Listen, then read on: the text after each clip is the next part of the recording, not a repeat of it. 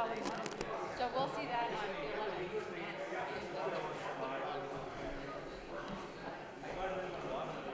Oh, there you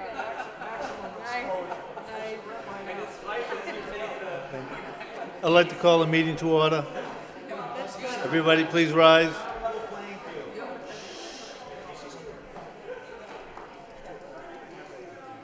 Dear God, today as the session opens, we pray that your presence will be before us and everyone who serves in this decision-making process of our city. We pray for direction which will lead our city to be strong and unified. May we continue the legacy of our founders. May we be granted this day the wisdom to make decisions which will be for the good of our city. We also pray for your special blessings on all those who are working to transform our city and make it a better place to live and work. Amen. We'll now do the pledge. Pledge allegiance to the flag of the United States of America and to the republic for which it stands, one nation, under God, indivisible, liberty, justice for all. Thank you. You may be seated.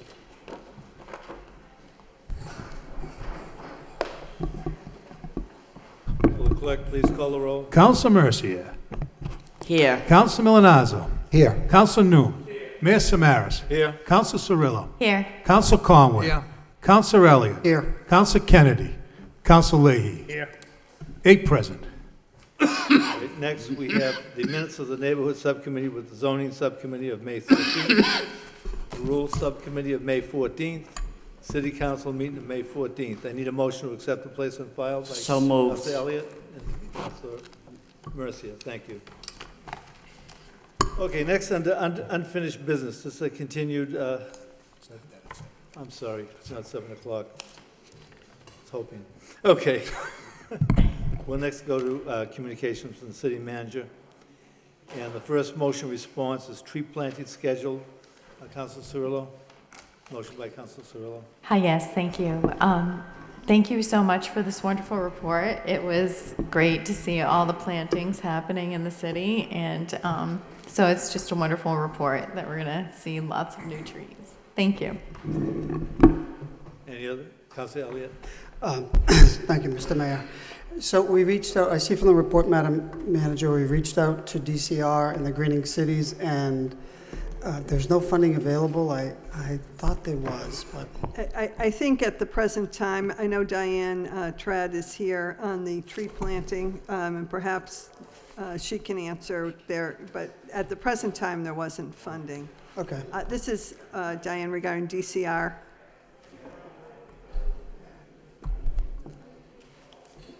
That's fine. If you contacted them, I thought that another $1 million had just been appropriated for the greening the cities and trees plantings, but We did contact them. They're busy with other cities right now, but Giovanni Baez has been in touch with them, and they know we're interested when the funding So becomes we're available. trying to get on their list. Yep. Giovanni's saying yes. yeah, no, I think, Yeah. you know, maybe Senator Kennedy can move it, because it is a priority of DCR as an employee there, so. But secondly, I see that we are planting some trees, 17 trees. I did notice in the open space plan from the Department of Conservation Services that did accept it, but one of their recommendations, or I guess it was a recommendation following the acceptance, is that we do have a tree planting program. So I think it will be important to certainly accept the open space plan, but one of the criteria for acceptance by the Department of Conservation Services was that we have a tree planting program, so. Yeah. Yeah, and we will pursue other, funding sources to expand upon that as well. Okay. We've also been working with Shannon Cohen. As you know, he's the new Commissioner of Parks, which has been great. So we're putting our heads together and seeing what we can come up with and looking for grant funding as well. Yeah, I think that's important. I mean, I see that the trees are just replacement for those on Marsden Street in front of the Leroy Garage, which is good, but I'm sure one of us here could, point out 10 or 15 spot where it would be good for trees, so thank you, Mr. Mayor. Thank you. Any other responses? Okay. Next, we have motion response, 85 11th Street. Councilor Mercia. Thank you. The response is sufficient. Thank you. Comments?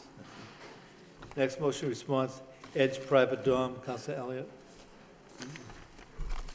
Thank you, Mr. Mayor. I appreciate the report, and as outlined in the report, there are several concerns. Certainly, the number of police calls that have been warranted to respond is significant. Knowing that, I guess what's concerned, Madam Manager, is, it was permitted as a student housing. And some of it is being used at housing, but a great proportion of that is not being used for student housing. So I'm not really sure where we go, because I did look at the minutes from the planning board and the zoning board, and there was conditions placed on it that there was not going to be used for non-student residential housing. So how do we go about enforcing it? Because the number of complaints and the percentage or proportion of those units at that building doesn't seem to be conducive to the permit nor the zoning. So I have concerns that it's going to go. I mean, there were 164 calls. Right. There were arrests, and of course there was the homicide just a short distance. I don't know if there's any relationship. Perhaps there isn't, but it seems like it's moving in the direction of a apartment complex and not student housing. So, Thank you, Counselor. I know Eric Slagle's here. We had a lengthy discussion about this and the zoning as it pertains to this project.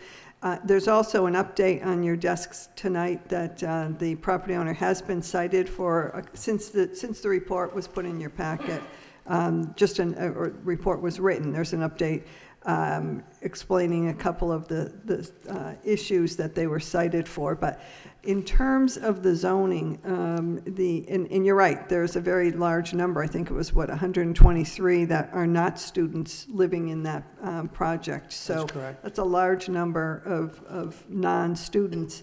I raised the question with Mr. Slagle as far as this zoning, and perhaps he can answer it in terms of, they were required to build it like a dorm, to have on-site, people, and that's one of the things they were cited for not complying with the terms. But as far as non-students, Mr. Slagle, can you address that portion as far as the zoning? Sure. So Section 7.8 of the Lowell zoning ordinance, which was adopted back, I believe, in 2007, lays out all of the conditions that you're required to meet to construct and operate a private student dorm. It does not say in the ordinance that that students have to reside there. So the ordinance doesn't specifically mandate that only students be allowed to reside on that property. So that's the kind of the challenge that we have with the project is they're required to meet the standards. They're required to have RAs. They're required to have on-site security. They're required to have a community assistant. They have not met the letter of their requirements, and so they have been cited. But the ordinance does not require them to have only students as residents.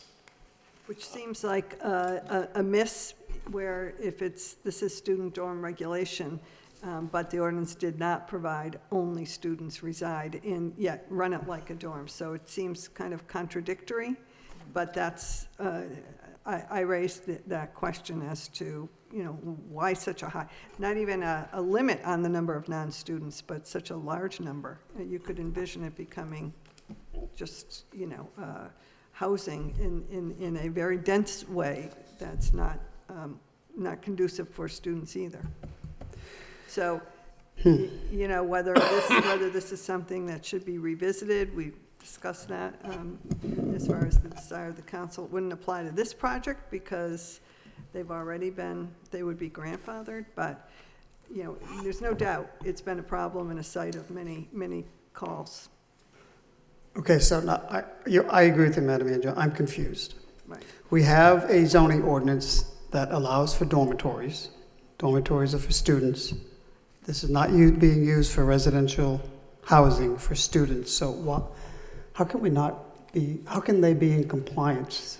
And I really, we're talking a significant, 100, as a management, 123 units. It's over, is it 30?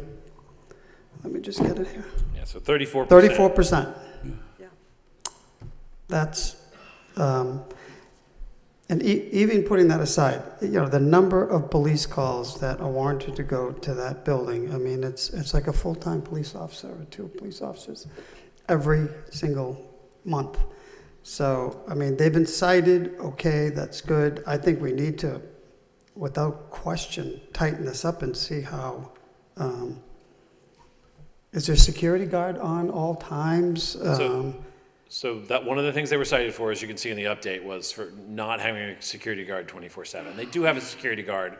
Sorry, I didn't see the update, so, I mean, I appreciate it, but. It was just put on your desk tonight, Counselor, that's why I So the 2 things that they were cited for was failure to have a security guard 24/7, and for failure to have sufficient RAs as required under the decision of the planning board.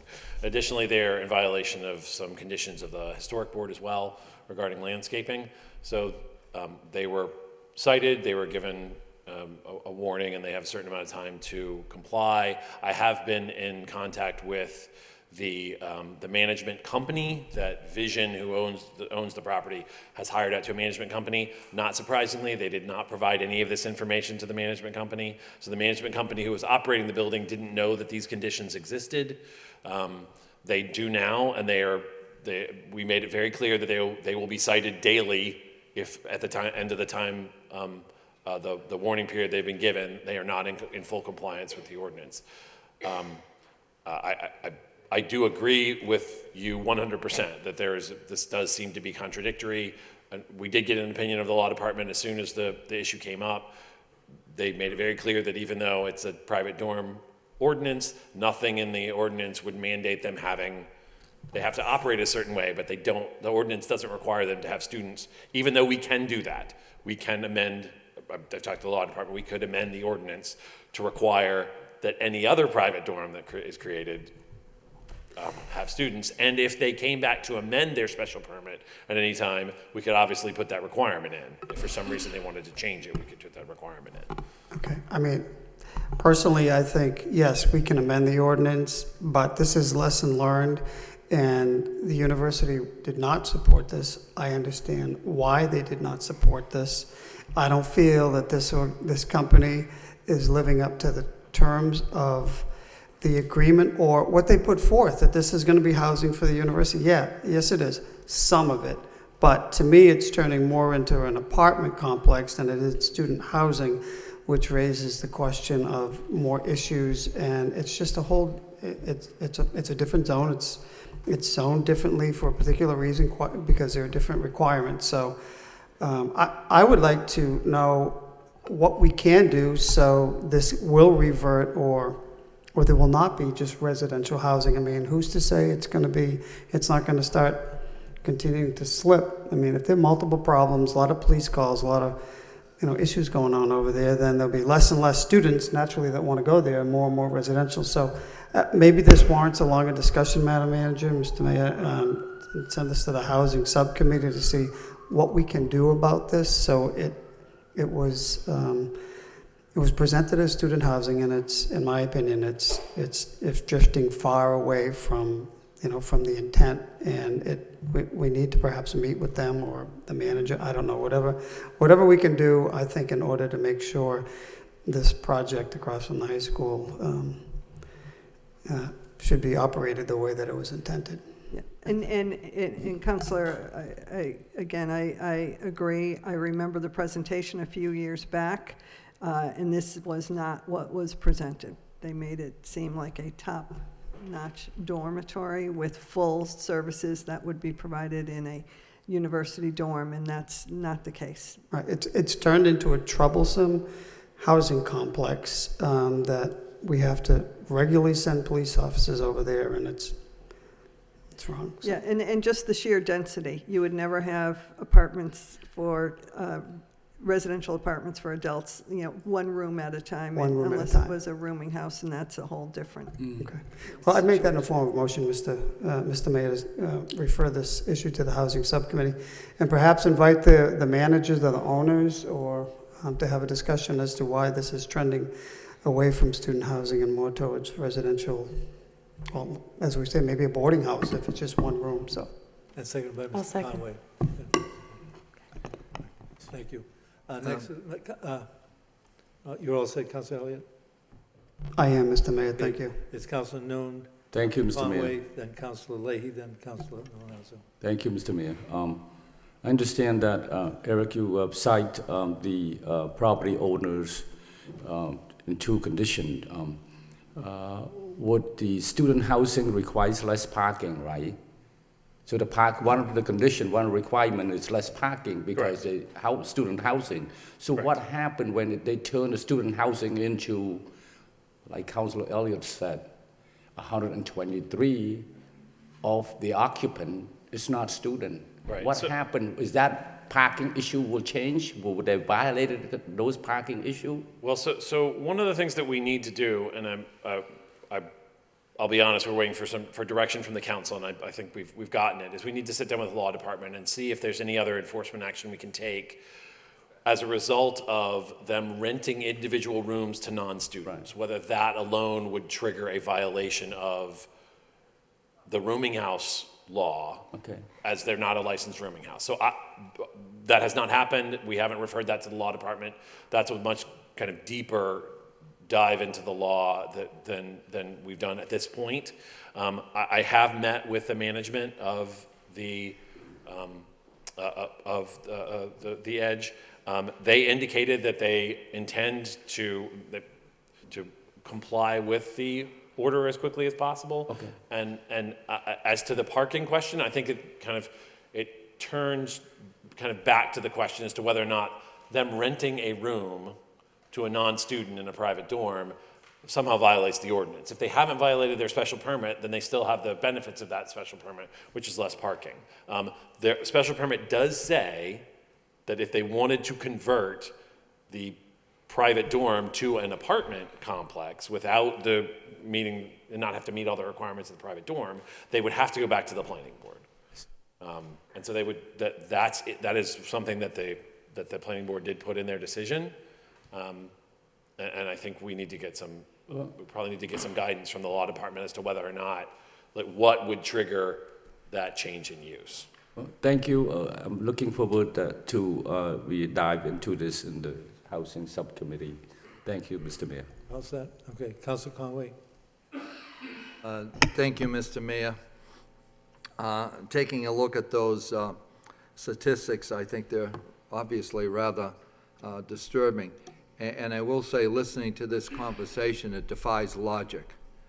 As the city manager just mentioned, that there was a presentation that was given and an outline, I would assume, of what was going to take place there, and yet they violated that.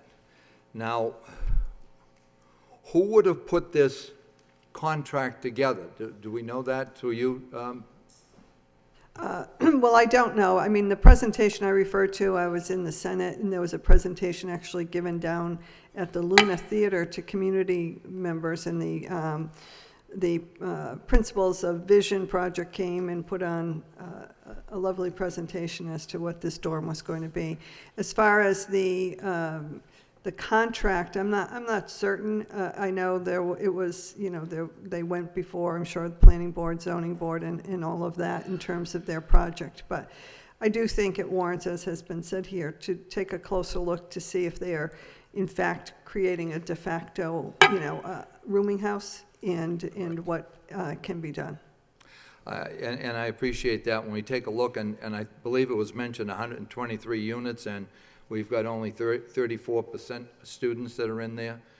Now, somebody told me, which again doesn't make any sense, but said that they're busing them in from southern New Hampshire, students, to try to fill them up. I don't know that, but. Okay, well, I mean, I don't know if that's true or not. The question I have too is, when we're talking about the fines citing them for fines. How much are those fines?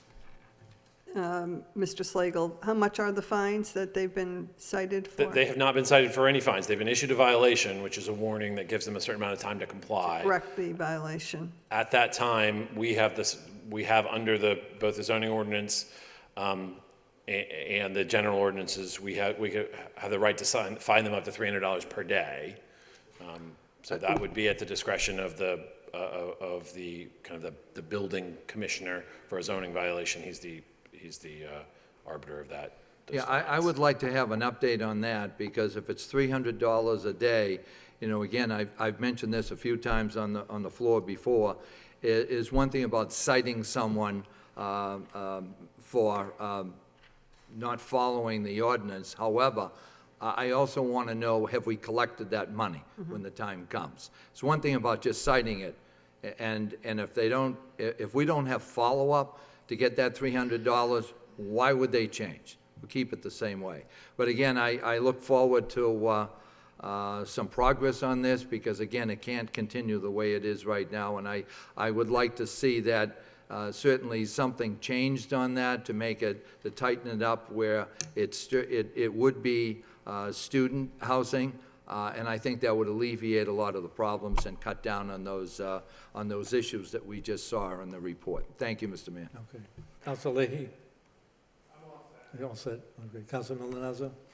Thank you, Mayor. A lot of good information has come out of this discussion, and we'll certainly take a look at it at the Housing Subcommittee. But again, I do think it needs to be referred back to the Law Department, because if you read the Planning Board decision, it states right here, as Mr. Slagle already mentioned, approval of the site plan review application by the Planning Board will prohibit, doesn't say may prohibit, will prohibit the conversion of the use of proposed building from that of student housing to market rate or affordable residential housing. It says will prohibit. So to me, again, I think it needs to go to the Law Department and come back, because, I mean, I would, not that it would be my decision to necessarily support this, but I'd support taking back the certificates of occupancy and closing the building down. I mean, if it walks like a duck, it's a duck. I mean, they're violating the Planning Board decision. So again, I do think that the Law Department has to weigh in on this, and based upon that one point, I think that they're in serious violation. So I would suggest that we take a serious look at that. And we will, because it does seem the numbers are migrating toward higher numbers for non-students, and what is the practical or legal effect of that? You also want that in the form of a motion, Councilor? Yes, be referred to the Law Department. By Councilor Cirillo. Thank you. Councilor Elliott? That's exactly the point that, the information that I read, but secondly, if you look at the communication on June 14th from the planner regarding site plan review, on page 3, under specific findings, this is the plan submitted to the board, met planning board specifications, and plans were approved for filing by the planning board. If you go to item number 11, on page 3, the proposal is consistent with surrounding neighborhood in that it provides residential housing for students matriculating at the local colleges and universities. So even during site plan review, it was approved based upon the filing and approved by the planning board with, with those 11, with those 11 items. So I think there's been plenty of information to justify that something has to be done, and it's completely inconsistent. Thank you. Any further discussion? Councilor Garcia? I still go back to the motion that I made to see if Lowell High School would be interested to turn that facility into some needs that they would have needed. Then we probably wouldn't have been dealing with this, but that's in the past. Thank you. Okay, all set. All right, thank you. Next, we go to first corridor illegal dumping. This was a motion, two motions by Councilor Mercia and Councilor Cirillo. Councilor Mercia. Thank you, Mr. Mayor.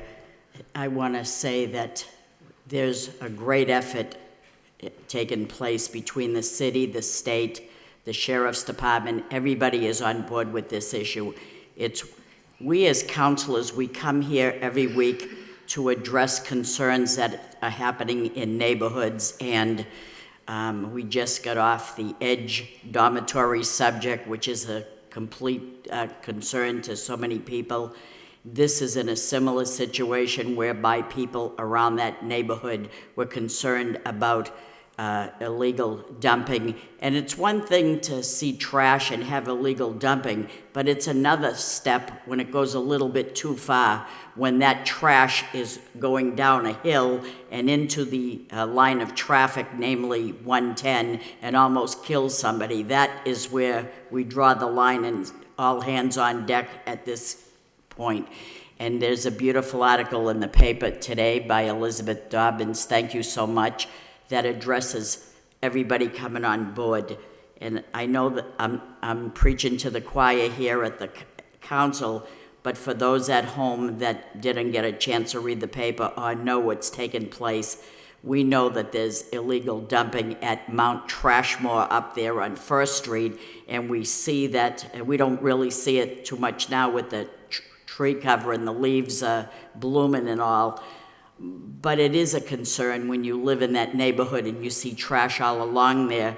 So in an effort to do something and address that problem, thank you, Madam Manager, for getting Alex McGee to come forward and coordinate a beautiful effort whereby Tom Golden's representative chief of staff, Doreen, was there with DPW Commissioner Ralph Snow, along with 3 members of importance from maintenance, operations, engineering, from MassDOT, Department of Transportation, to coordinate along with CWP, County Deputy Sheriff Randy Witz from Barica House of Correction, who's in charge of the CWP Community Work Program, and we focused on what the future lays ahead, what coordinated effort could happen, along with a police liaison from the police substation on Bridge Street came along as well to address the concerns that are there.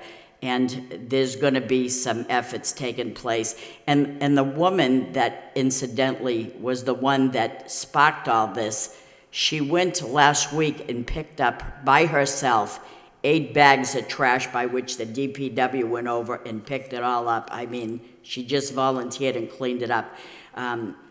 We're going to have cameras there, but the best part of this story is the fact that our sanitary code officer did a successful hit with one of the items that was dumped there. He was able to get some information, and there's criminal complaint charges against the individual who dumped the stuff there. You know, we can't have that. That's one piece of property of land in the city, and it's happening all over. We're gonna do something one step at a time till we corral this and stop it. To put a sign that says no dumping here, they're gonna look at that and say, yeah, right. But if you have surveillance cameras and a sign that warns you that if you're gonna dump there, we're gonna find you, we're gonna track your plate and find out who you are. Let these people that are ruining the good image of our city pay. Let them pay for destroying our city, while the good people, you know, we have to pay for those that are slobs. God forgive me saying it, but this is where I take you back many years when we had a graffiti ordinance and people were tagging this city left and right to the fact that it was disgusting. But we lodged a campaign, and as soon as they put the tagging up, we removed it. We removed it. They couldn't keep up with us, and we got to do the same thing here. We're making our city better one dump site at a time. I could name you a lot more places, but we're starting there. So thank you for your efforts, Madam Manager, Alex McGee. This is great partnership where everybody is coordinating efforts together. I'm very grateful. Thank you. Thank you. And just briefly, Mr. Mayor, I do want to thank everybody who was out there that date and who's worked on this, and particularly the Sheriff's Department, MassDOT, and the Department of Environmental Protection, as well as our local people here in the city. So I think it is a good partnership, a great coordination, and I think we will see some pretty good results. And I failed to say, Madam Manager, through you, Mr. Mayor, the cleanup with our inmates will be May 30th and May 31st. They're going to give 2 days to try to do the best they can. The state is thinking very highly of coming along with a fence. I know you're going to say it might not stop the illegal dumping. Maybe it will not, but think of it this way. Stuff will not roll down the hill and kill someone. That will be a given. But it'll be easier to clean, and we will get your plate. I want you to know that we're giving you fair warning. So thank you, Madam Manager. Thank you. Councilor Cirillo? Yes, thank you. I just wanted to also say thank you to everyone who worked so hard on this.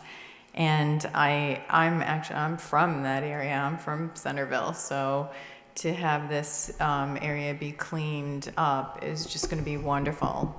I don't know if I'd call it Mount Trashmore, but I think that it's just another area of Lowell that needs to be cleaned and taken care of. So I look forward to it, and I drive by there every day coming home and going to work, so I look forward to it being nice and clean. Thank you. Thank you. All set. Thank you. Next, we have Pest Control, Councilor Leahy. Thank you. I read the report. It's a good report, and I mean, basically, it just looks like we need cooperation from all sides on this. So I think Ricky Underwood looks like he's got it under control. So thank you. Thank you. I know Ricky's here, Sean Machado. They've been working very hard on this issue all year, as well as the gentleman from Banner, I believe, is here as well. That's the company.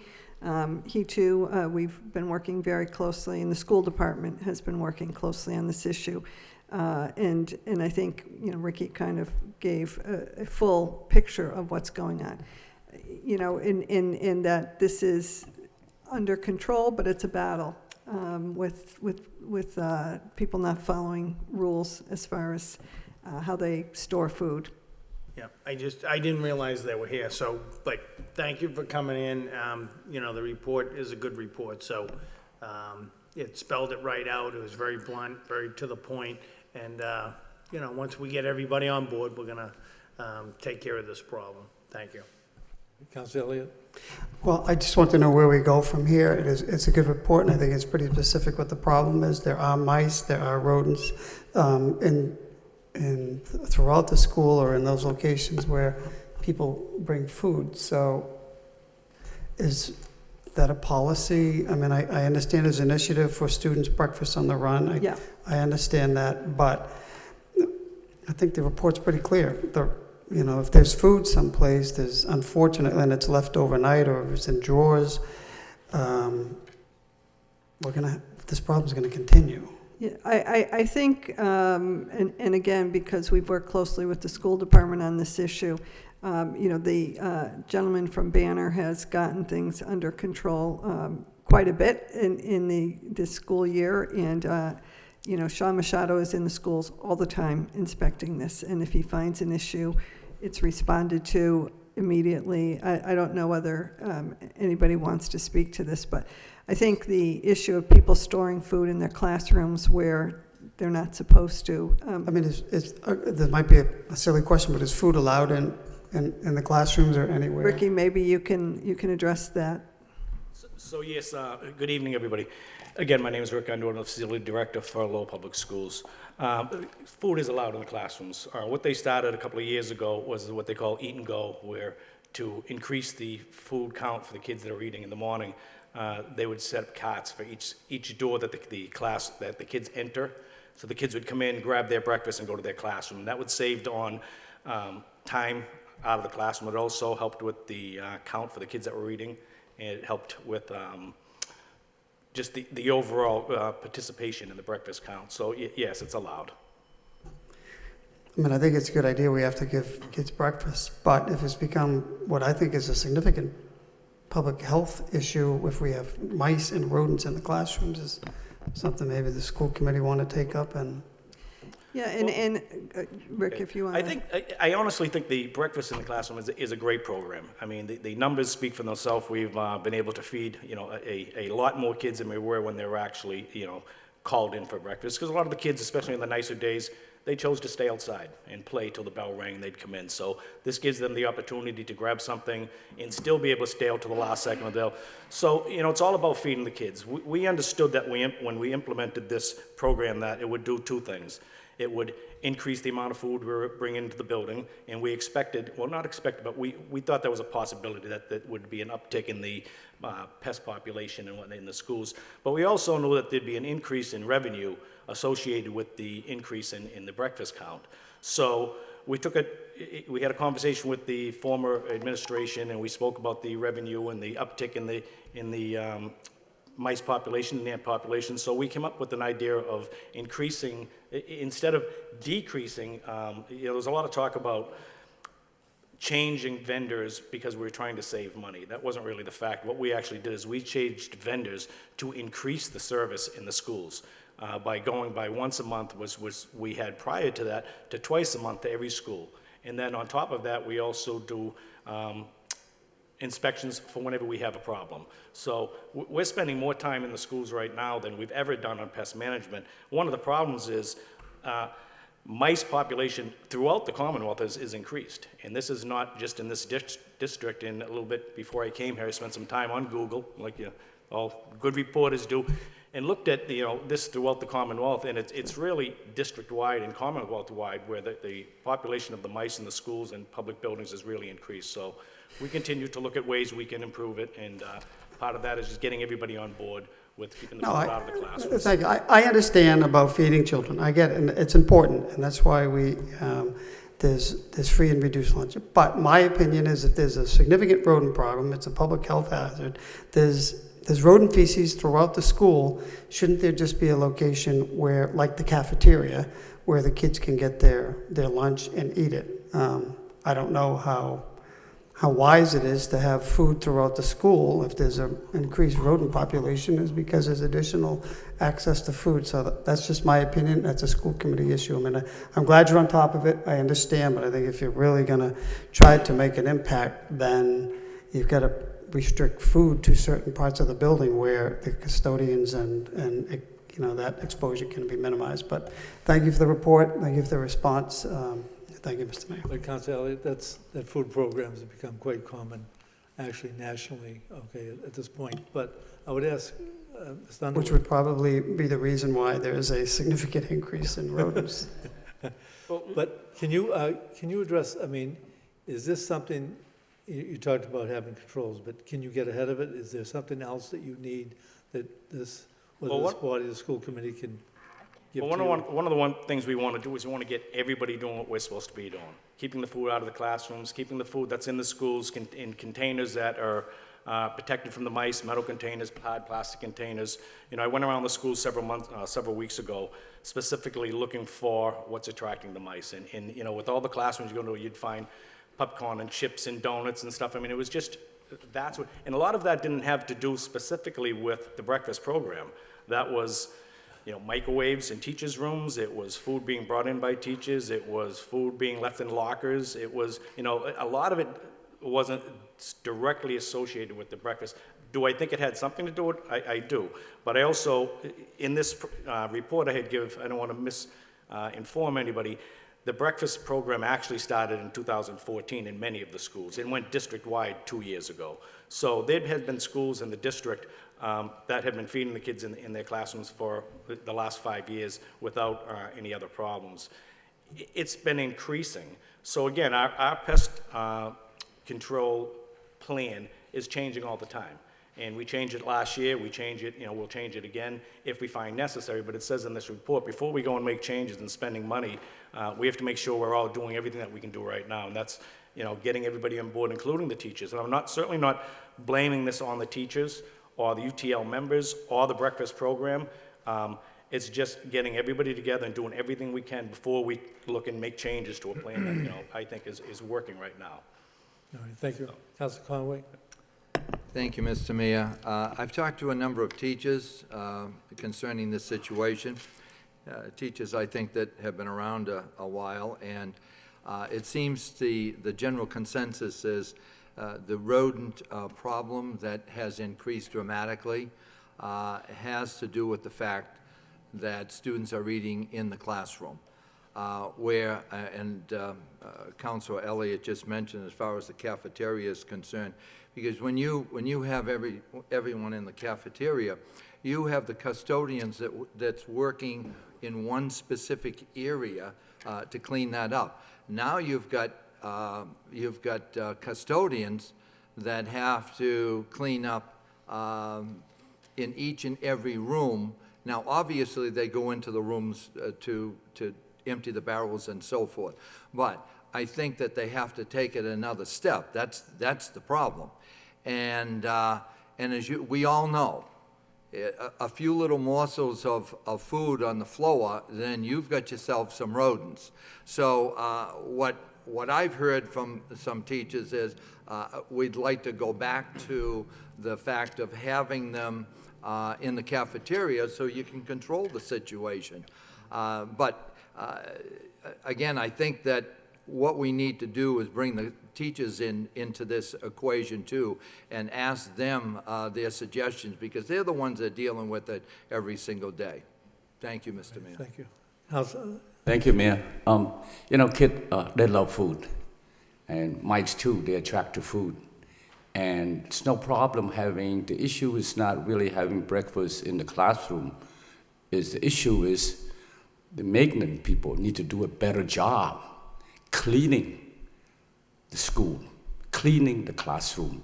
You're right. I mean, let's do a good job at cleaning it. And so that we don't have more mice. It can be done, I think. Can I answer? I think there's a happy medium in between both grounds. I think it's a little bit of everything. Maybe some more cleanings, getting the teachers on board, maybe changing our pest plan again. Just recently, we noticed that primarily Banners was putting maybe more bait out than anything else, primarily. So, talking with Banners and talking with other pest control experts, we realized that, and he agreed, if you've got bait there and you've got chips and candy next to it, they're gonna go for the chips and candy. So what we did is we tried to start, now, and this is new, we just started the last couple of weeks, we started to implement some different traps and glue pads and live traps and catch-alls more than the bait. So we're changing. So I think right off the bat, so let's stop the breakfast.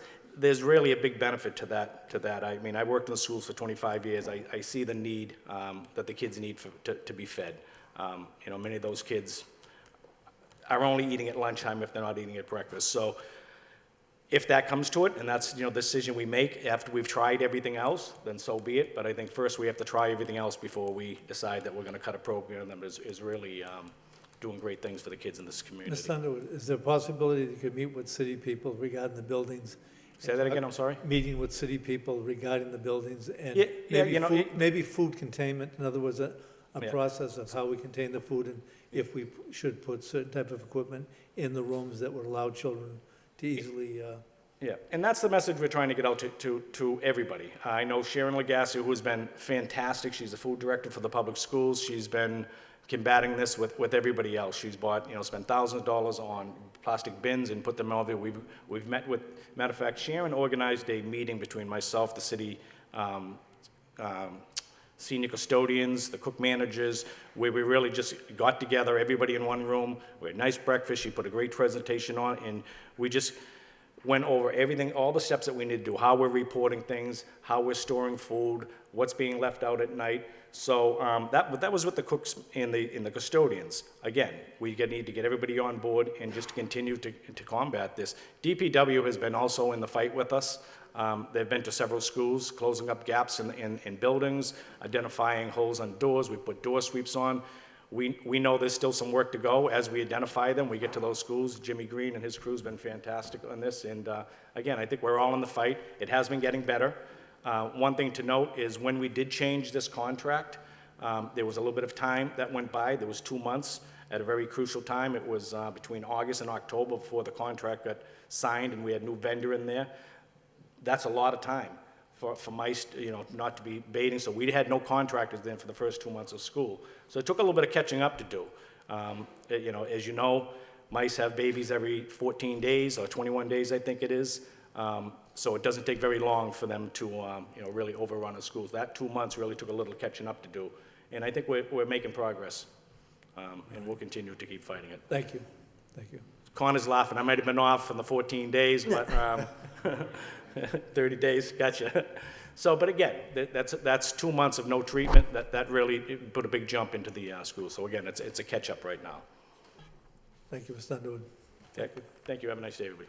It's after 7 o'clock. I'd like to leave the communication with the city manager, go back to unfinished business. We have an ordinance, amended ordinance, creating a monument committee, Chapter 9 Board Commissioners Committee. This is continued from 5/14/2019, reopening the hearing to have anybody who wants to speak in favor. Anyone who wants to speak in favor of the ordinance? In favor? That portion is closed. Anyone who wants to speak in opposition? In opposition? Opposition? That portion is closed. I need a motion to adopt. By Councilor Elliott, second by Councilor Mercia. Any discussion? Roll call. Counsel Mercia. Yes. Counsel Milonazo. Yes. Counsel Noon. Yes. Mayor Samaras. Yes. Counsel Cirillo. Yes. Counsel Conway. Yes. Counsel Elliott. Yes. Counsel Kennedy. Counsel Leahy. Yes. 8 yeas. Thank you. Back to communications with the city manager. The next is vaping. Councilor Elliott. Thank you, Mr. Mayor. Thank you for the report, Madam Manager. I have to say, the information is good and we have outreach available, but vaping is a troubling trend. And the high rates of e-cigarettes that teenagers are starting to use or using. Clearly, doctors are alarmed with the vaping use all the way up to the Surgeon General. I know there's pending legislation at the state level to ban the flavored pods, Juul pods, I think are the popular ones. I'm wondering and thinking that maybe at the local level, that I know some communities of Somerville and maybe not Somerville and others have banned the flavored tobacco. That's the most popular one that the teens seem to be interested in. I did read an article of the Tobacco Research and Treatment Center at Mass General Hospital. Mass teens are 9 times more likely than adults to use e-cigarettes. 25% of high school students are reported using e-cigarettes. To me, this vaping trend, it's turned back the clock on tobacco addiction. It's very extraordinarily addictive. So I know this is regulated at the state level, but I think there is one opportunity for us to ban the flavored, and correct me if I'm wrong, Madam Manager, Solicitor, that we can ban the flavored tobacco products in the city. And I'd like to make that in the form of a motion, but I guess my question before I do that, is it the Board of Health that promulgates those regulations, or did the City Council adopt? Can we implement the ban? Because I do think at this point we should do everything we can to restrict access to those flavored Juul pods, because there's a significant marketing campaign being undertaken to market these to the young kids and the teenagers. So is that something that we can do? Is that something the Board of Health has discussed? Because I think it would minimize the impact, and they can't be sold except to an adult-only shop, according to the report. That's right, 21 or older. Yes, my name is Cesar Puncho, I'm Director of Tobacco Control. I've been in this position since 2011. Good evening, Mr. Mayor, Madam City Manager, members of the City Council. Yes, it's been the purview of the Board of Health to adopt regulations restricting the use and the sale of tobacco products, and it's been the case for many, many, many years. Some cities, like the city of Cambridge, for example, have gone the other way, and instead of having public health regulations by the Public Health Commission, they've gone through the city council route and adopted regulations as well. You're right, some cities, a small number right now, are looking into further restricting flavored tobacco products. Currently in the city of Lowell, if you want to buy a flavored tobacco product, you have to go into an adult-only retail tobacco store. You have to be 21 to enter, to cross the threshold of the door. Last meeting with the Board of Health, I started a conversation with the board about a possible inclusion in that restriction of menthol products, because when we restricted the sale of flavored tobacco products, menthol was not included. It was not included for the same reason that the FDA did not include it back in the day when they restricted the sale of flavored cigarettes, and they excluded menthol cigarettes, like Newports, for example. So it's a recent start on this trend.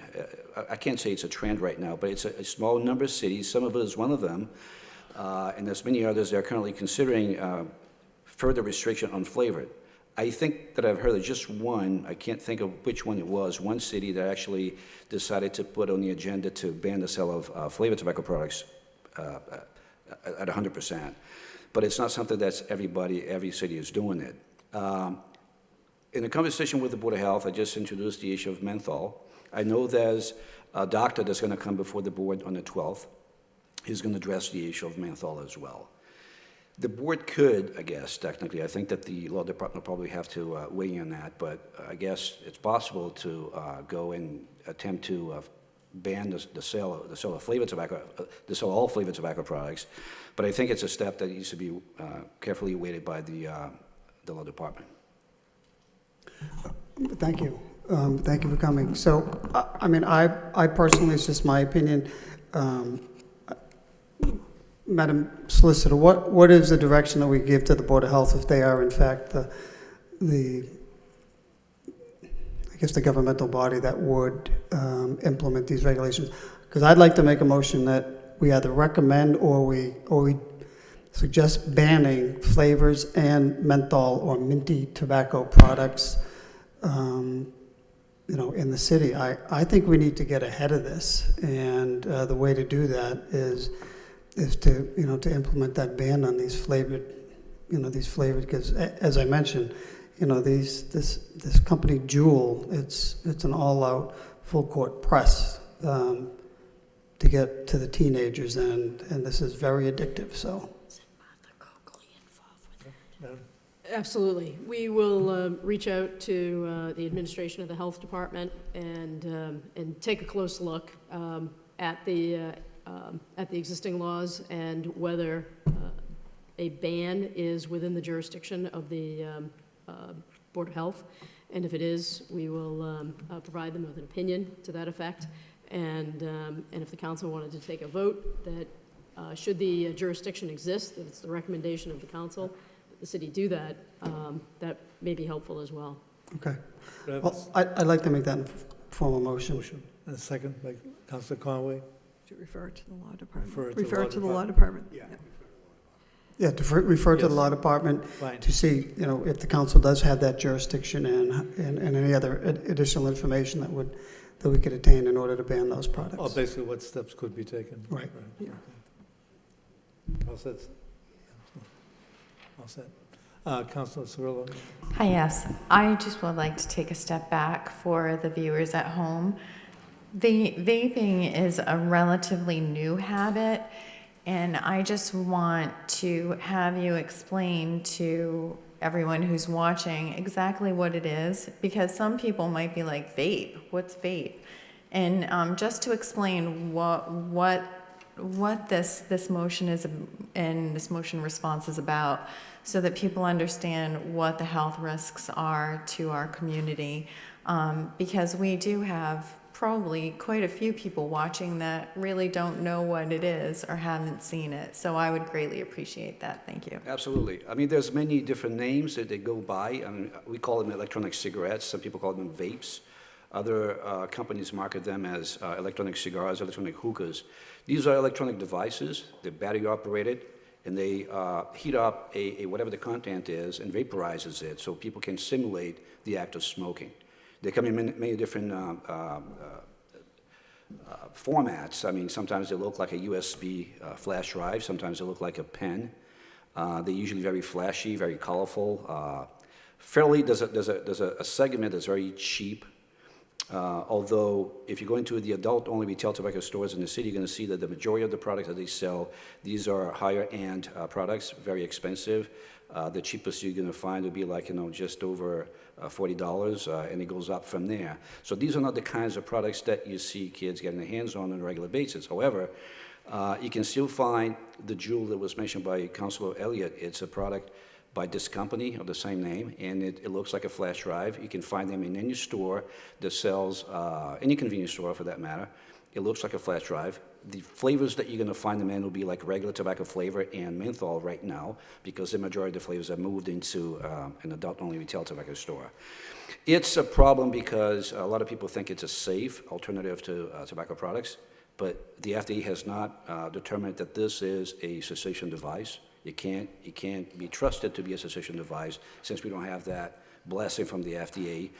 We don't know what's exactly inside of it. There's been a few studies, even the studies that look into the so-called nicotine-free electronic cigarettes. They find traces of nicotine anyhow. So we're looking at the nicotine as a source of danger. Then there's many other chemicals that's put in there that we don't know the full extent of, and they can be detrimental to one's health. So it's not a safe alternative to cigarettes. That's the position from the Surgeon General, if I'm not mistaken. And it's not something that can be trusted as a cessation device. So it is a problem because, like City Councilor Elliott had mentioned, back in 2017, there was a study that showed that 41% of high school kids had tried vape products. And they continue to have access to these products, even though it's harder now. And the way they do it is because they have adults go into these adult-only retail tobacco stores and purchase for them. Okay, so they are not FDA regulated at all. We do not know the contents of what's inside, what chemicals are inside them. So they are hazardous to our health. They could be. Yes. Okay, thank you. Any further discussion? Thank you. Thank you. Next, under informational reports, we have the open space plan, but basically I need a motion to refer this to the Law Department to prepare for a vote by Councilor Elliott, second by Councilor Conway. Madam Manager. Yes, regarding the open space plan, this has been before the council previously, and then it went back and has been approved by the state. Christine McCall and Giovanni Baez are both here to answer any questions. When it went back to the state, there were a few suggestions that were made to the plan that was presented to you, I think, back in February, or a few months ago anyway.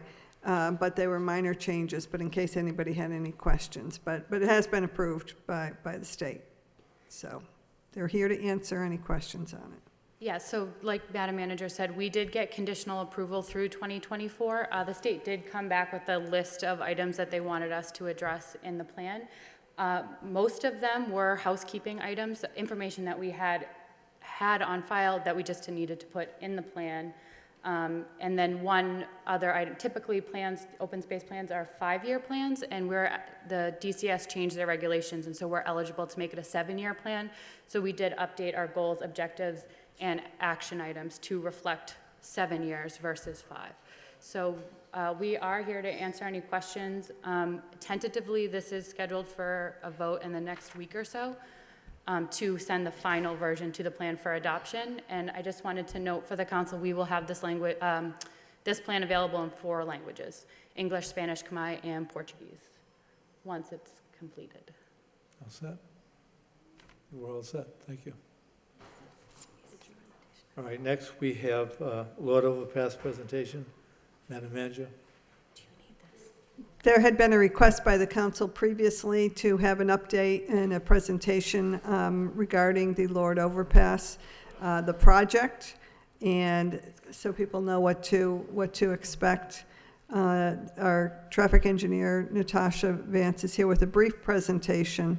As I mentioned before, whether it's this project or others, we expect periodically to bring in presentations, one so that the public can understand the project and where we're at and what the impacts may be. But so tonight is just a brief presentation on the Lord Overpass redesign.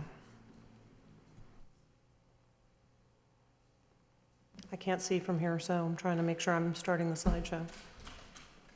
Is that it?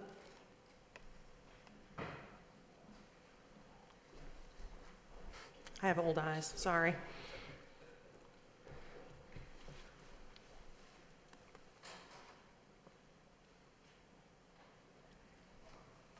Thank you. Hi, I'm Natasha Vance. I'm the transportation engineer for the city. Thank you for giving me the opportunity to present to the council and to the folks at home about the Lord Overpass replacement project. A number of questions about the design have come up, and I want to try and address them all and then give the council an opportunity to ask any questions. We also have the flyover video to show again, and that might help answer some of the questions as well. So the Lord Overpass is a freeway-style interchange that is the gateway to Lowell. It was built in 1959, so it's 60 years old, and it's reached the end of its functional lifespan. In order to develop the Hamilton Canal Innovation District, a number of traffic mitigation requirements, conditions were applied from the MEPA permit process, and I'll go into a little more detail about that in the presentation. But it's as everybody knows, it's a heavily traveled route in the city for locals and for commuters. So some of the goals of the project, predominantly public safety. That's for all modes of travel, including vehicles, single occupancy vehicles, buses, walkers, and cyclists. In addition, we need to meet the traffic mitigation requirements from the MEPA process so that to enable the economic development in the Hamilton Canal Innovation District, and to continue to improve our network of complete streets in the city based on our policy and ordinance. So starting with public safety, that was a big driver for this project. The Lord Overpass is not a very safe section of roadway in the city. You can see from this slide there, in the past 4 years that we have records for, there have been 265 crashes, including one instance where a car went off the overpass and landed on the underpass, and a bicycle fatality. That fatality occurred off the end of one of the ramps, and that is one of the things that makes this area not particularly safe. Merge points in the ramps that are similar to a highway interchange are unexpected and uncommon in a city, especially for people not familiar with Lowell. And although a number of people walk through this intersection, it's not a safe or comfortable place to walk. The crosswalks are not at desired paths. The sidewalks are not ADA compliant. Some of the curbs are excessive height, and there is no bicycle infrastructure to speak of. There are no bike lanes, there are no sharrows. It's not a comfortable or safe place for a bicyclist. As part of the Lord Overpass design project, we did a traffic count in October of 2015, just to give you an idea of the volume of traffic going through this intersection. South of Highland Street, the average daily traffic is 36,500 vehicles, and south of the Gallagher Terminal, 40,200. North of the Lord Overpass, 32,900. So between 33,000 and 40,000 vehicles passing through this corridor every day. There we go. All right, so some of the ways this project addresses safety is by eliminating the ramps and the dangerous merge points. That ramp system it's fairly confusing for people, especially if they're not from Lowell, and we can expect a lot of first-time visitors with the completion of the Justice Center and the development of the Hamilton Canal District. This project dramatically simplifies the Lord Overpass. It replaces the traffic circle and the 4 traffic signals at the top with 2 traffic signals that are much more typical. And then the design also maintains lane capacity and increases turning lane capacity, which another way to increase safety is to reduce vehicle speed, and you guys have heard me talk about narrowing lanes and street trees and medians, that those subconsciously tell the driver to slow down. One of the biggest factors in crashes is typically speed, so the design helps with that as well. And then lastly, separating bikes and pedestrians from vehicles reduces the potential for crashes, and that can help as well. Pedestrian and cyclists have a lot of safety concerns with the existing Lord Overpass infrastructure, and we heard that loud and clear through the extensive public outreach process we did during the alternatives analysis. So the project addresses that by creating separated, buffered pedestrian and bike lanes, and improving the pedestrian infrastructure with better crosswalks and pedestrian median refuges, which provide a safe place to cross if the person is elderly or walks more slowly and just can't, or gets to the signal such that they can't cross all the way. The main reason why we would want better bike and pedestrian infrastructure in the city is because it's the best option to help us reduce congestion. Ideally, we want to get a mode shift to get at least some people out of their cars walking, taking the bus, or riding their bikes. The bike share program has been in existence for 48 days, and there's already been 99,926 trips and almost 2,000 miles ridden, which just really shows the appetite for bike facilities in the city. And so, in essence, the more safe bike and pedestrian infrastructure we have, the more people will use them, and we'll see some improvement in congestion. There have been studies that show that just for a 5% reduction in traffic congestion, there can be a 10 to 30% improvement in the delay due to congestion. So essentially, if we reduce the number of cars on the road, the other cars that are still on the road can get through more efficiently. Okay, so I know you can't read this. Prior to being able to develop the Hamilton Canal Innovation District, the city had to go through the Massachusetts Environmental Protection Act process, or MEPA. That permitting process includes traffic mitigation, and one of the requirements, these are all traffic mitigation requirements that came out of the Hamilton Canal Innovation District. The one at the very top is the item that ultimately drove the design of the project, and that is extending Jackson Street to meet the Fletcher Street, Thorndike, and Dutton Street intersection, to make that a four-way intersection. So by extending Jackson Street, the city addresses some longstanding circulation and access issues from Lower Highlands. It enables people to come straight through, access the Justice Center, the Hamilton Canal Innovation District, and direct access to both of those. As soon as we make that connection, we've added a traffic signal at that location, which reduces the efficiency of the underpass. Every option that we looked at for the Lord Overpass redesign had a light at Jackson Street, a new traffic signal. Okay, so there are over 1 million square foot of anticipated development in the Hamilton Canal District, including the Justice Center, apartment buildings, hotels, office buildings, restaurant and retail space. With that new development, traffic engineers do something called trip generation, and they try to determine how many additional trips that new development is going to create. And in this instance, it was thousands of new trips. The Justice Center alone is anticipated to generate 1,500 trips a day. That analysis showed that the existing Lord Overpass configuration with the Middlesex Street and Appleton Street the way that they are would experience a lot of congestion. And the existing configuration wouldn't allow people to get into the Hamilton Canal Innovation District unless they went up the ramp through the overpass and then back down the ramp to turn in to Jackson Street. So, which is why one of the mitigations was to extend Jackson Street. So that's a key element of the design, and it allows a right turn off Thorndike into Jackson. So if that stays in place, then you end up with a northbound overpass ramp entering that signalized intersection. I'm just going to put a board up because it's a little hard to understand. Whoops, I knew that was going to happen. And I'm trying not to get too technical, but essentially we're talking about this intersection right here. So if we keep the overpass, people have to go up on the ramp, come through the overpass, which will get a lot of congestion, and then come down the ramp to turn in. The requirement was that there be a turn off of Thorndike Street. So this through lane would also be a turn lane. The people on the ramp would have to come to a red light, and then these people would have to get a green light to turn in. So I know that's a little complicated, but essentially there were major safety and operational concerns with that particular configuration. It made it almost essentially impossible for us to keep it in this fashion. It created delays at the signal. It created sight distance problems looking up the ramp. And then you can anticipate people coming down the ramp, looking at seeing a green light and next to a red light and not realizing they had to stop because there was traffic turning in front of them. So those were all of the concerns that this particular configuration brought up. Okay. So the other consideration is that the stacking on this ramp is about half the length of the existing ramp. That's right here. And so you have a lot less room for vehicles to stack up when the light is red. Okay. All right, and then the last goal is to implement our complete streets policy. We adopted the policy in 2015.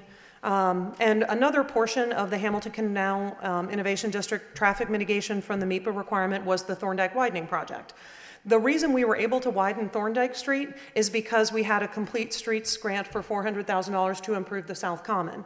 So essentially we added multi-use paths, so bike and pedestrian infrastructure in the South Common, which enabled us to take away the sidewalks on Thorndike Street, widen it, and add turn lanes onto Highland Street and into the Gallagher Terminal. And when we adopted that policy, we committed to really analyzing our roadway network and looking for places where we can make improvements that would benefit multimodal users. Right next to the Gallagher Terminal is literally the most ideal place in the city to make those improvements. There are 8 bus routes that serve the Hamilton Canal Innovation District, and every bus route that LRTA runs goes back to the Gallagher Terminal, so essentially goes through this section. And in addition, anyone traveling to Lowell on the commuter rail is coming to the Gallagher Terminal. So this project really helps with some of the last mile solutions for biking and walking when you're coming to the Gallagher Terminal. Okay, the question of improving congestion in this section has come up a number of times. The traffic along in this section is really substantial, somewhere between 33,000 and 40,000 vehicles a day. We can't really build our way out of that congestion, and none of the alternatives that we looked at have really created any improvement in the congestion. So given that we didn't have the ability to alleviate traffic congestion, the designers and planners viewed this as an opportunity to really improve our roadway network. So the Lord Overpass is one node in our network. It's only 1,900 feet, a third of a mile. And there are other choke points on either side of it, including access to the Lowell Connector, which we have a planned project, which will be 2 lanes, and that's purely a congestion project. There's no pedestrian or bike infrastructure. It will simply move vehicles more quickly onto the connector. So the Lord Overpass project maintains capacity for vehicles, but meets other goals and dramatically improves for bikes, peds, transit, and emergency vehicles. So the traffic consultant did a synchro analysis of all of the lights, and again, I'm trying not to get too technical. It's very difficult to make an apples-to-apples comparison because we have a very different configuration. But in essence, there is going to be, for single occupancy vehicles that used to drive under the underpass, they're going to experience about a 30-second delay at the lights that they hit. A number of other modes are going to experience a more efficient way of getting through, including a number of the turning configurations, and of course, the improvement for pedestrian and bike infrastructure. The other thing that this project is going to add is adaptive traffic signals. So from YMCA Drive to Broadway Street, all of those traffic signals will be connected via fiber optic or Wi-Fi, connected up to the cloud, and they will be connected and able to react to one another. They'll have camera zone detections. During the peaks, it will just be at max capacity and trying to flush the traffic through. But at a time, say traffic is heavy on Chelmsford Street, it'll be able to give a green light longer for Chelmsford, and it'll detect that traffic is there. I think that improvement along with the lane capacity will, I think, really keep the capacity moving through there. All right, and then the other question that's come up is why a fill project? Why not keep the bridges? Aside from the issue with the Jackson Street extension and trying to make that turn, there are a number of other factors. So we looked at 4 different options. All of the options were about the same price, within a couple $100,000 of each other. So cost was not a factor. And since the fill option is not more expensive than the bridges, but it does eliminate the need for bridge maintenance. So no annual bridge inspections, no deck repairs, no superstructure or substructure repairs. And then also 2 fewer traffic signals to maintain. Our electricians regularly are dealing with that. So the only thing that's left to maintain is the the pavement infrastructure, which is true for all the options we looked at. In addition, the fill option was endorsed by all of the city departments. Lowell Fire Department and Lowell Police Department in particular like it because they will have access to the transit lanes. They can override the traffic signals, turn it red for everybody else, and zip down those middle lanes, which should result in them having faster response times and better servicing residents in the community. DPW and engineering like it because 2 less bridges to maintain, 2 less bridges to worry about. And then DPD, Planning and Development, likes it because it creates a more attractive and more boulevard-style gateway into the Hamilton Canal District and downtown. Okay, so as part of our Complete Streets policy, I mentioned we evaluate every project to determine if it can serve every mode of transportation. So not all projects are conducive to adding separated bike lanes or pedestrian refuges or even dedicated bus lanes. And in this instance, the Lord Overpass is the only transportation project we have that's going to do all 3. All of our other projects have an improved pedestrian infrastructure. Most of them don't have improved bicycle and transit. The Lord Overpass redesign was just a real opportunity for the city to upgrade the infrastructure in that area. It's immediately adjacent to the Gallagher Terminal, close to the South Common, the Hamilton Canal Innovation District, and it's the gateway to downtown. All of those factors, as well as the right-of-way that we had available, made it an ideal place to embrace all modes of transportation. Okay, so I've said a lot. I'm wondering if anybody has questions about what I've said to this point before I talk about construction staging and scheduling. Or would you like me to just roll into that? Scheduling. Okay. All right. So you guys have seen these slides before. So we won't definitively know how the contractor plans to construct the project until we have a contractor on board. This is our designer's best guess of a feasible way to construct the project. So for every phase, there are 5 phases. For every phase, through traffic will be maintained, so people will still be able to get to. Capacity will be reduced, but through traffic is possible. So this is the first stage. It was anticipated to take about 6 months. The kind of brownish orange part was the work area, so that's beginning the fill. There will be the right turn lane onto Jackson Street and off of Jackson Street will be also one of the first parts constructed. So if the project goes out to bid in the next few weeks, we would anticipate having a contractor ready to mobilize 90 days later, so approximately fall of 2019. This phase would last through September through May of 2020. Okay.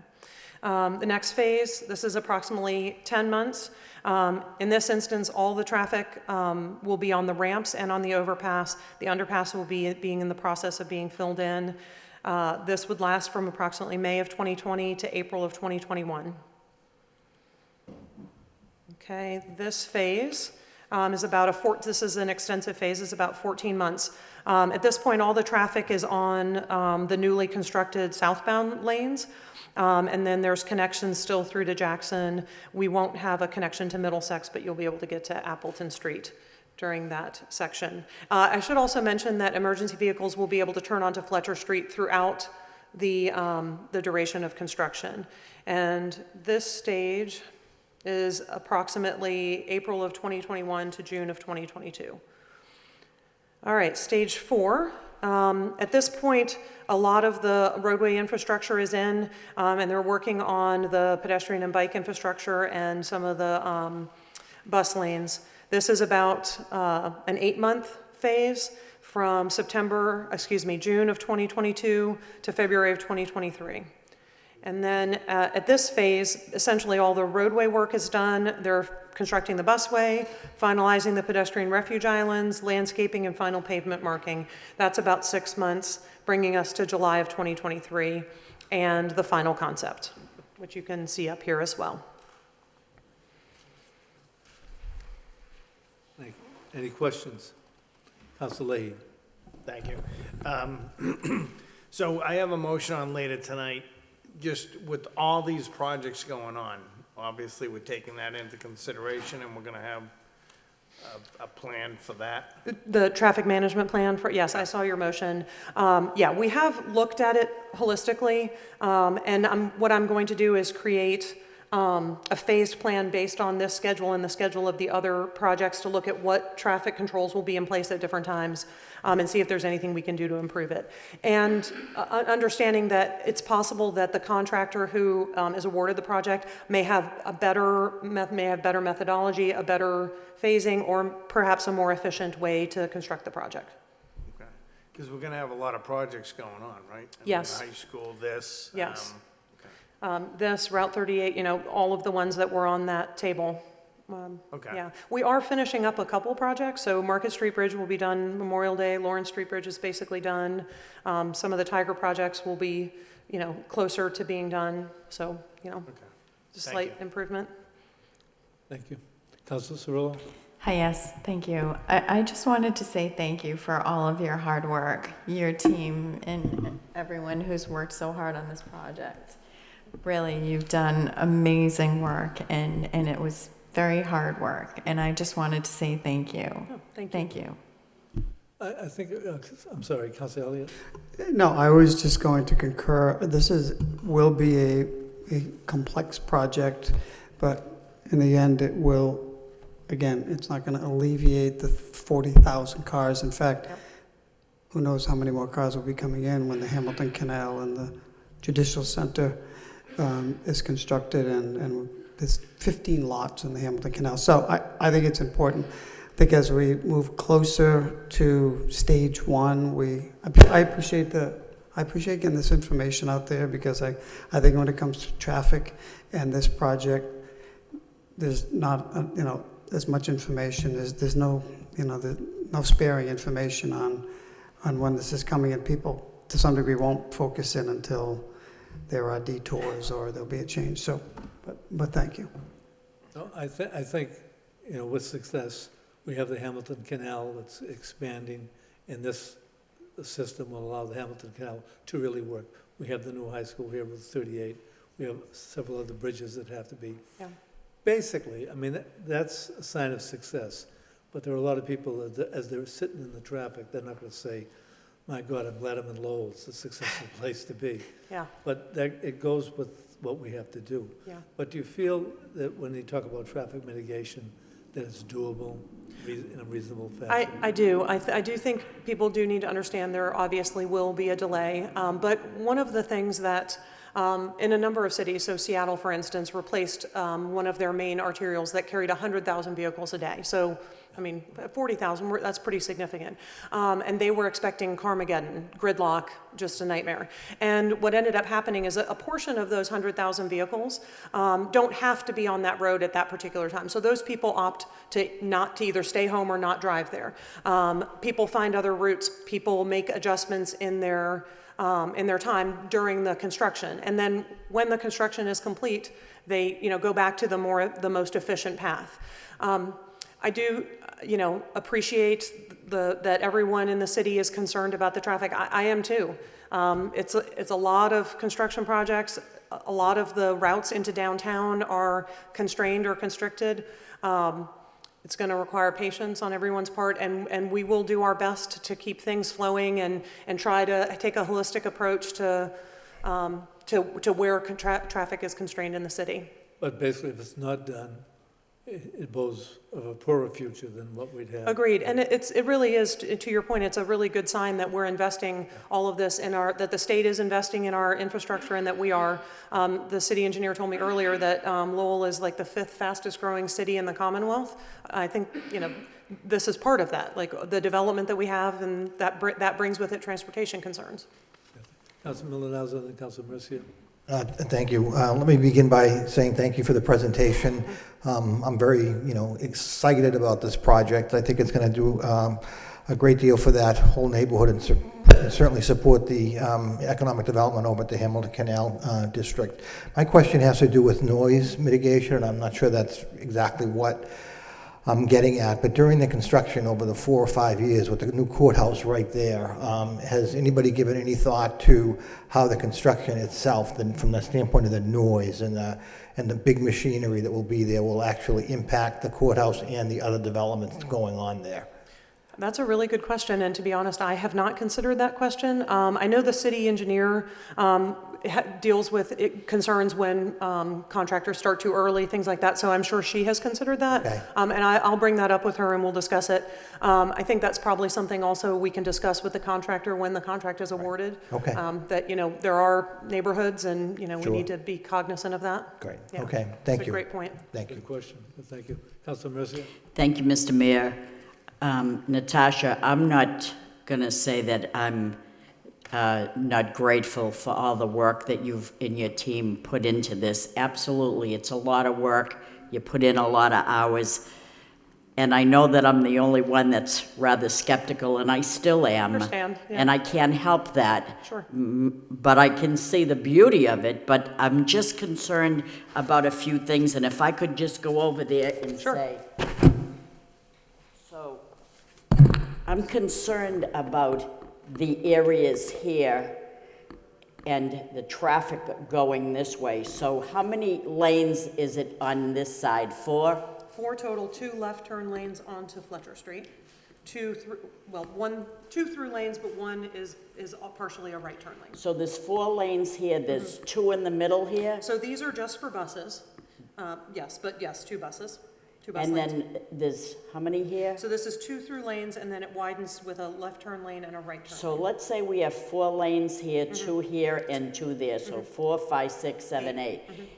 Now, let's say 4 and then 1, so let's say 5 is coming into the Dutton Street area to how many lanes there? Well, so there's 2 through lanes going to 2 through lanes, and 1 bus lane going to 1 bus lane. So we're not, it's not like shrinking down at this location because these 2 lanes will turn onto Fletcher.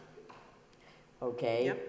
Now, in the area here, are there lights here, traffic lights? So there's a new traffic signal at this location, because, right now, Jackson Street ends over here, and none of this exists. So there's a new traffic signal here that will control this intersection. So right now, people can only come up and turn right onto Thorndike Street off Fletcher. So now they'll be able to go straight into where the Justice Center is. I believe they'll also be able to take a left and go get to downtown. Although it doesn't, that marker is not on here, I'm relatively sure. And then coming off of Jackson Street, again, this is a new access. People will be able to turn left and go up toward the former Lord Overpass, or they'll be able to go straight into the Lower Highlands. And so there's sorry. So there's lights in the middle somewhere to allow? So there's a traffic signal here, a traffic signal here, and a traffic signal here. And When you say a traffic signal, how many are we talking about? Because there's traffic going this way, traffic in the middle. you know what, let me show the flyover, because Sure. I can show it on there. How do I get out of the,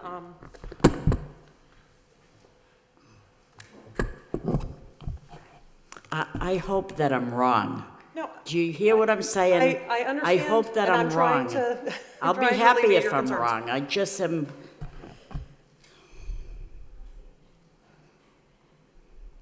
Here, can you pause it right there? Okay, oh, yeah, there we go, perfect. Okay, so right now, we're right here on Dutton Street. So we're facing, up to the Lord Overpass. So this is Fletcher Street, which obviously looks different now, and then this over here is the Jackson Street extension. And there are the signal heads right there, Councilor Mercier, I don't know if you can see them right there. So as we're going up, I'm gonna advance it a little further. So we're going over the Pawtucket and Hamilton Canal right there. And then let me pause it. Okay, so. Overhead, yes, Yeah. I see it. Yep, okay. And then, again, those are the dedicated bus lanes, which are also available for emergency vehicles. All right, so we're coming up to Middlesex right there. So there's another traffic signal. There's the mast arm and signal heads right there. And then there's some over here. And we have enough property to take on each side? So we're not actually taking any property. We have a lot of right-of-way in this area. Because the overpass is that big circle, we actually have, we're not taking property to do this project. I'm correct? Yes, okay. All right, so this is Middlesex Street, and then next is Appleton and Chelmsford. So again, traffic signal and signal heads and mast arm right here and right here. And then we keep going, and that's the Gallagher Terminal garage, and then as we get to this light, just past it would be where the new Thorndike Exchange is. Well, it looks relatively gorgeous. It does, And doesn't I it? hope that it's going to be working feasibly well, that's all. And I'm hoping for it. Yeah. You know what I mean? I am don't want to too, be the Councilor only Martier. one that says I'm against it. I know it's going to pass, No, but I understand your concerns, and, you know, we've done a lot of traffic analysis. It's very hard to compare the existing system with what's proposed because they're so different. People who are used to like zipping under the underpass are probably going to experience like another 30 seconds of delay at the lights. However, we feel like that's a good trade-off given that some of the other, all the improved turning capacity, the bus, I think I forgot to mention, with the bus lanes being in the buses being in the dedicated lanes, it improves sight distance for all the regular vehicles, and that in itself improves safety.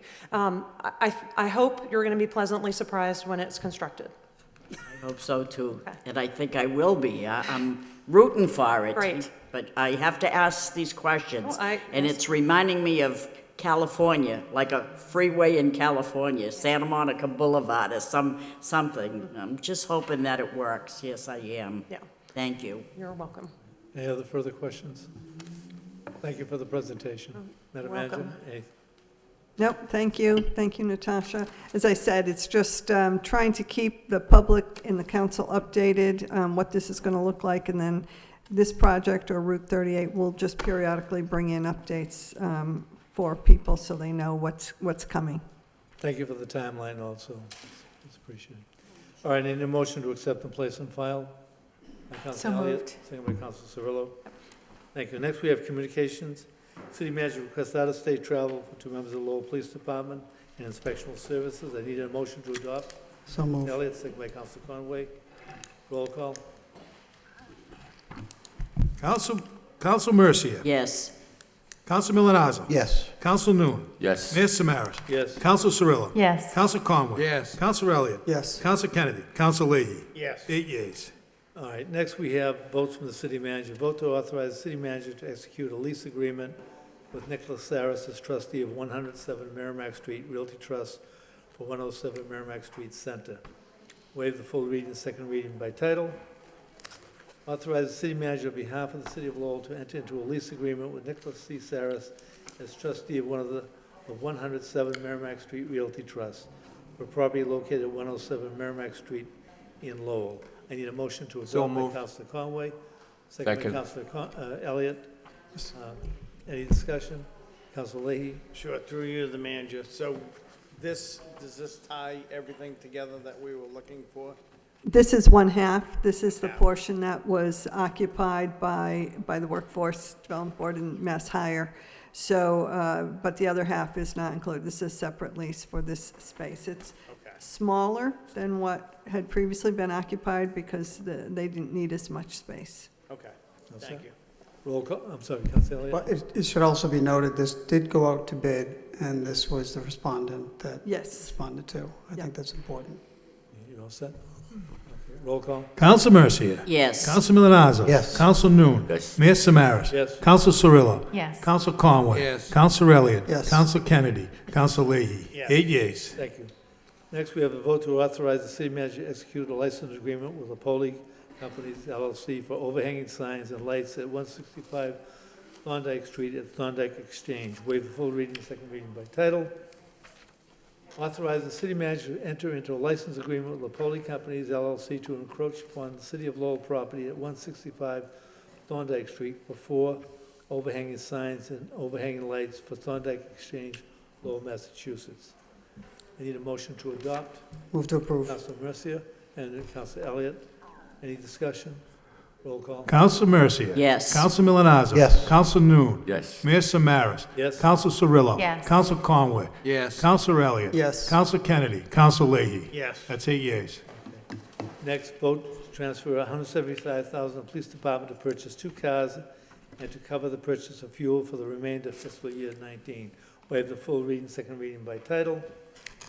Order to transfer $175,000 in funds to purchase 2 police vehicles and to purchase fuel for the rest of the fiscal year. I need a motion. So moved. By Councilor Conway, second by Councilor Cirillo. Any discussion? Councilor Milonazo? Just a quick question. Where do we purchase our gas for the police vehicles? Where do we purchase the gas? Right. I don't know. And the only reason I'm bringing it up is ironic that in Revere, where we purchased our gas, was actually $2.75 a gallon when the station next door was $2.65 a gallon. And we used to go to the city yard to purchase the gas, and it was actually more expensive buying it from the city. So I just didn't know where we purchased it.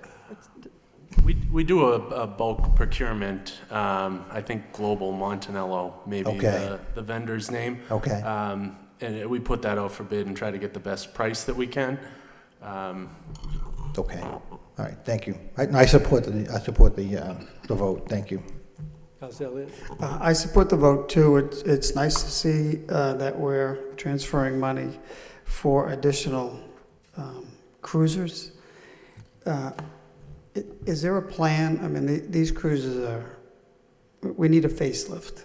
And Chief, is there a plan to buy new vehicles on a regular basis? I know we try to purchase as many as we can, but some of them look like they're in rough shape, and we're getting, just so people at home know, we're getting, I don't know, 200,000, 250 on these, but I think we just have to get into it. Is there any in the capital plan, or what is the plan?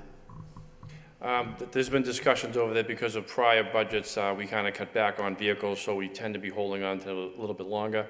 And we're trying to, this year's budget, we're looking at some more shortfalls here, but I'm very happy to have the budget we're walking into, but there was some deficiencies there, and we knew we had to keep the fleet up. We wanted an original amount of cars to keep everything moving forward. We couldn't get there, so hopefully this will help us out a little bit to buy 2 more cars. It won't affect next year's budget. And, we're trying to keep them up as much as possible. We're fading out the older cars, the Crown Vics, then we're going to start on the Chevy Impalas after that, to phase them out. They're basically just used as third-string cars, basically, for details or whatever. But after that, we're shooting to get to as many SUVs as we can. But the goal is to take care of the ones that we have, and that's what we're trying to do now. No, that's a good goal. I'm not suggesting that. I just think that there's a plan, and when we're starting to spend more money than what the vehicles are worth, and they're not responding, or they're just not suitable, then I'm glad there's a plan. And I know we've had tight budgets. We got another one coming, but we've got to make sure that we can respond when it's necessary. And I think Connor Baldwin has something to add on the capital plan. Thank you, Madam Manager. As the chief alluded to, due to fiscal realities, we're unable to normally fund the police department at the level adequate to move forward each year with their plan. I think they would like to be able to purchase more vehicles each year with their budgeted appropriation. Normally when we sit down to do our budget deliberations, we have to reduce that line, but we say to the chief and his budget staff that if there's a surplus available due to staffing turnover, which naturally in a department as large as the Lowell Police Department there is, we'll work with the department to try to purchase some vehicles at the end of the year. We don't put police vehicles into the capital plan because they're not necessarily a good investment, though, as you mentioned, Counselor, the police department runs through those vehicles pretty quickly. They don't have quite the useful life that we look to in the capital plan, so they're part of the operating budget. That is the case in most municipalities, but we try to work with the police department each year to meet their needs to their cycle through the police vehicles. That's all I wanted. That's good. It's good to know. We've got to be, I know we're fiscally prudent. Do we get any money for those vehicles that are retired? Do they go to auction, or they just go to the junkyard? By the time we get rid of them, it's very little money. Okay. Thank you.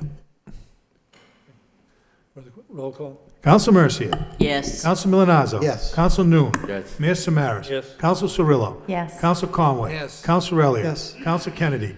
Counsel Leahy. Yes. 8 yeas. Next, 5.4, vote to transfer $890,000 to cover costs associated with worker compensation and 111F obligations of the city. Waive the full reading, second reading by title. Order to transfer $890,000 in fund to cover costs associated with workers' compensation and 111F obligations of the city. I need a motion to adopt by Councilor Conway, second by Councilor Elliott. Any questions? Councilor Elliott and Councilor Milonazo.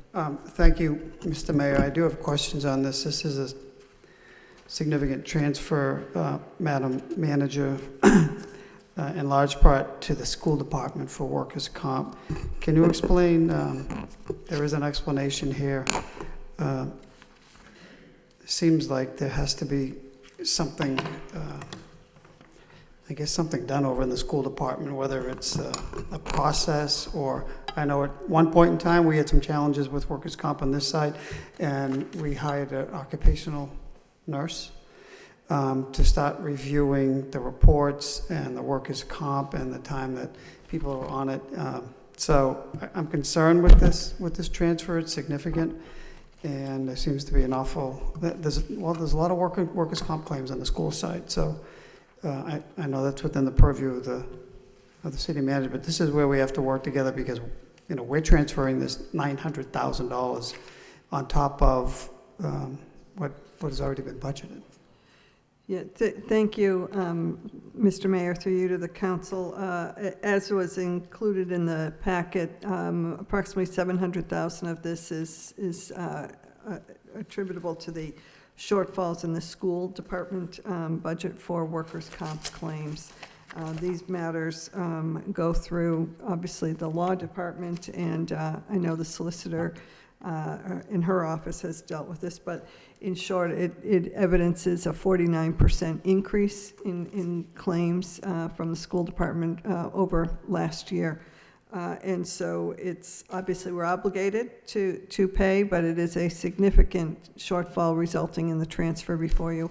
And we're not through the end of the year yet. So I don't know if the solicitor has anything to add. No, it's a significant amount. The amount that is being transferred, it is anticipated that this will take us through the end. At least that's the way it's designed, although we can't always predict what numbers may be coming our way. And I know Mr. Baldwin also did an analysis, so if you would like to add some.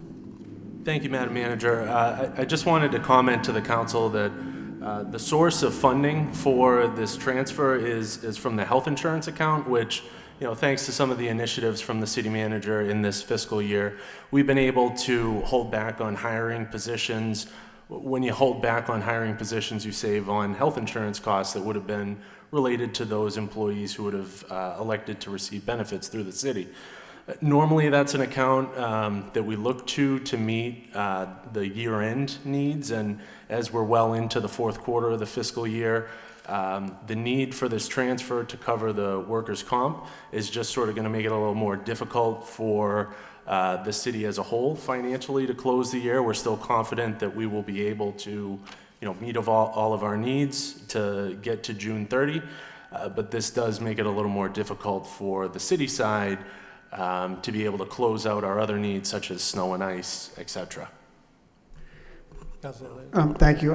It's trending the wrong way, as was mentioned. 232 this year versus 160. Some significant surgeries that are costing an additional $200,000. I'd like to refer this, if there's no objection from my colleagues, to the Finance Subcommittee. I think that we need to have a dialogue with the school department on what measures can be put in place to mitigate this increase, what's taking place, what's not taking place. You know, why do we see these increases? Certainly we're not going to, we want to make sure that if people get injured on the job, that they get their, that they get compensated, but also they get the medical attention in a timely manner, and that we interact with the doctors, which is a similar process that we did with, on the city side. So to get them the help they need, to get them the medical attention that they need, and then to get them back to work, which is the goal. So I'd like to make that in the form of motion, and maybe Second by Councilor Cirillo. maybe Mr. Mayor, the solicitor, can weigh in on, what we can do to help and still, reduce this trend. Solicitor? Sure, and I have spoken to the superintendent and informed her that we're happy to sit down and go over this, drill down in these numbers even further than the law department already has. With respect to the process, the initiatives that were put in place for the city side are applied to the school side as well. So the nurse case manager that we have working with us works with the school department as well, as does the city physician. Sometimes, obviously, there will be spikes in departments, and we've seen that in the past with respect to the police in the past couple of years, as it related to surgery. And again, employees' salaries increase, medical expenses increase. That also ends up driving our expenses. But there are other things that we can look at here, trends that, as you were saying, we don't, that aren't favorable, that we can take a look at. While I am speaking about the police department, I should note that the favorable trends that we've been seeing in these past years continue. So our focus really is never on how many injuries take place, but rather what is the duration. And for the police department, I'm happy to say that upwards of in the high 80%, 90% range, police officers that are being injured, that are injured, are in fact returning to work in a matter of days, if not a month. So the vast majority of injuries that occur in the police department, we're still seeing that very quick turnaround time, which is excellent work on their part, as well as the medical providers working with the city in getting people back up and running. Well, I don't want to jump the gun. Maybe is it better to have the law department or the administration come back to us, or should the finance subcommittee meet to see how we can address this?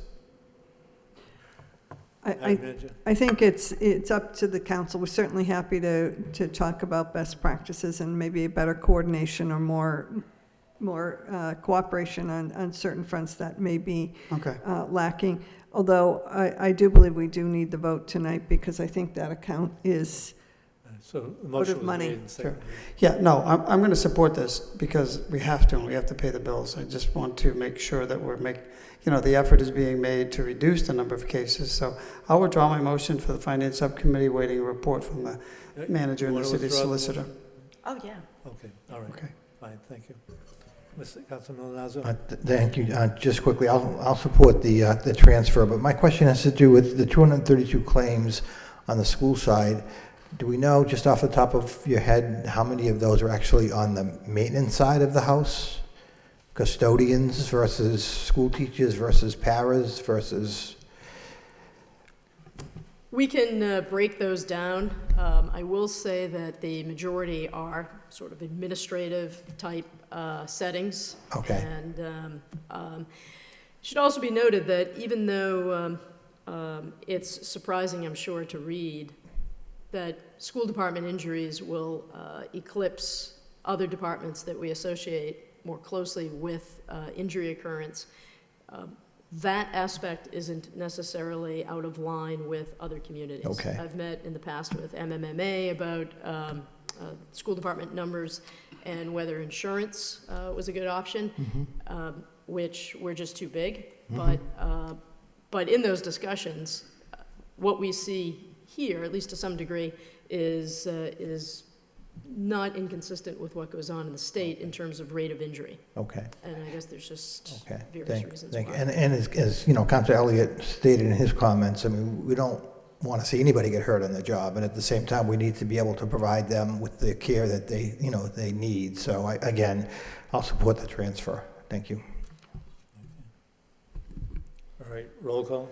Counsel Mercia. Yes. Counsel Milonazo. Yes. Counsel Noon. Yes. Mayor Samaras. Yes. Counsel Cirillo. Yes. Counsel Conway. Yes. Counsel Elliott. Yes. Counsel Kennedy. Counsel Leahy. Yes. 8 yeas. All right, thank you.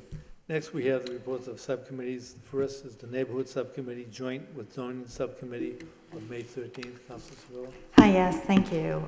In attendance was myself, Councilor Milanazzo, Councilor Noon, Councilor Kennedy, Mercier, Councilor Leahy, Mayor Samaras, Chief Winward, and Shauna Forcier. And the property owners were also in attendance, and they said how they want to be a good neighbor. They are good neighbors. One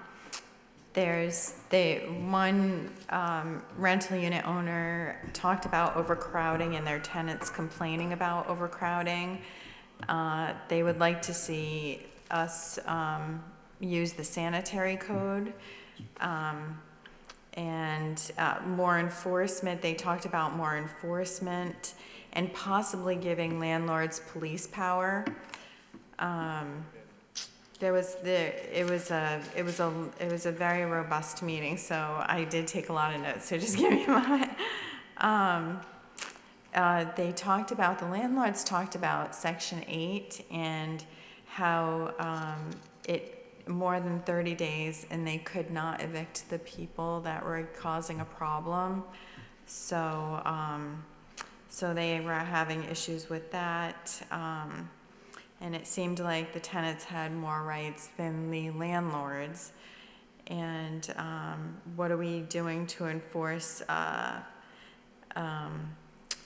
the state sanitary code? So really, what a lot of my notes are: enforcement, sanitary code, to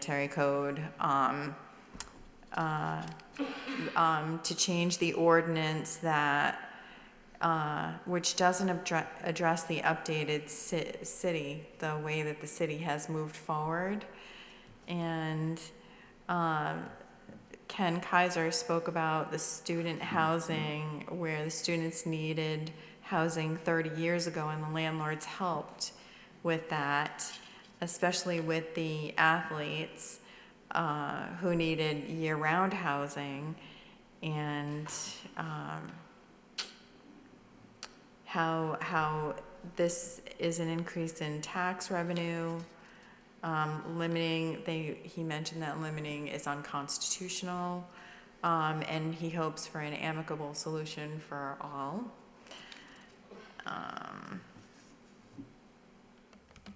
Let's see, and once again, working together to resolve this.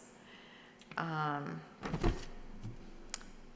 see, and again, 100-year-old ordinance and education property owners. And then also having education for the property owners, maybe through the tax bill, as to what the zoning codes are, and having maybe develop a handbook that the landlords hand out to the people, the renters, saying here are the ordinances and this is what you need to abide by, which I thought was a really interesting idea.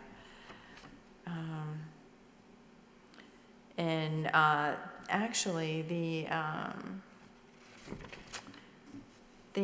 one of the things that was brought up was define a family, because the world is changing in very quickly, and families are very different than what a family used to be now, before, as it is now. So there were a lot of things brought up. There was a lot of issues that were talked about, and so, but mostly what I came away with this is talking mostly about the sanitary code versus the zoning. And the fire chief spoke with regards to this being a life safety issue. Boarding houses get inspected 4 times a year, dorms 1 time a year. And so I did want to mention that. So it was a very, very good meeting. There was a lot of interaction, and I Councilor Milonazo, is there anything that I've missed? Or? Through you, Mr. Mayor, no, I think you covered it very well, Councilor Cirillo. I think we're going to schedule one more meeting, is that Yes, is that that's the plan? correct, yes, And then yeah. come back with a recommendation to the council. But I do think that the tenor of the meetings, I thought was positive, and thank Nancy Judge and the Highlands folks for hosting the meeting at Lowell Catholic. And I think that people are just looking for more information. They talked about the menu of ordinances, and they just want us as a community to be able to kind of cull through those and provide the residents, the landlords, and others with, are we looking at the state sanitary code? Are we looking at the rental housing ordinance? Are we looking at the rooming house ordinance? And so again, I think it's important that we just get that information out. And they also asked about the phone number that we set up, Right, to make sure yes. that number is on the city's website. I Thank think you. you've been getting very good information. Councilor Mercia? Thank you, Mr. Mayor. That was a good meeting. It was well attended by a lot of landlords, neighborhood group people. There was a suggestion by one of the people that was in attendance, who happens to be in attendance here this evening, that if it would be possible to have the next meeting in Centerville. So I don't know if that would happen or whatever. She may have changed her mind. We changed our mind to have subcommittee here first and then write to city council after. Okay. Oh, I see. So it's Thank not you. going to be on the road. Much easier for everybody. So it's going to be here, the next, Here at City Hall. okay. Subcommittee. But thank you, and- Councilor Mercia, for bringing that up, because that was our understanding. Oh, because I didn't know that. Okay, thank you. Thank you. Thank you. All set? Yes, thank you. Thank you. Next, we have the Technology Utilities Subcommittee of this May 23rd, 2019. Councilor Leahy. Yep, thank you. Technology Subcommittee and Utilities met today. In attendance with myself, Councilor Noon, Councilor Cirillo, and mostly all the councilors were in and out during the meeting. Catherine Moses from the city attended, Jay Mason, Michaela Honduras McCarthy was also there, and we had a presentation from Carol Odom. She's the Executive Director of Mass Climate Action Network. So she gave a presentation on the aggregate, which was very useful. We had discussion from members of the audience. And basically what we are looking at now, it's in the hands of the city department with Catherine Moses. She's gonna look at the default numbers.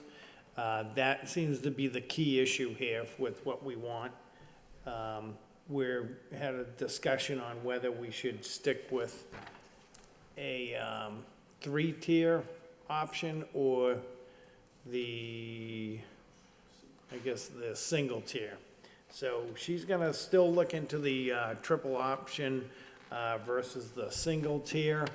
But when we asked Carol Odom her recommendation, she seems to think that we should just focus on the single tier, just to make it simple. We're looking for the default number, which is key, and basically, what our goals are. Our goals are to reach our green status by 2035 to 2050. So it was a good discussion. We figured that our timeline is probably coming up at the end of May, maybe June, that we want to try to get these numbers in order, so that when we switch over to our new contract come October. And basically, what we're looking for is choice, cost savings, and the renewable Class 1 renewable, because when we look at this Class 1 renewable energy, it's adding more local jobs to our region. I don't know if Councilor Noon or Councilor Cirillo have anything to add. We do have another meeting scheduled for September if it's necessary. But we will get a report coming back shortly from Catherine Moses.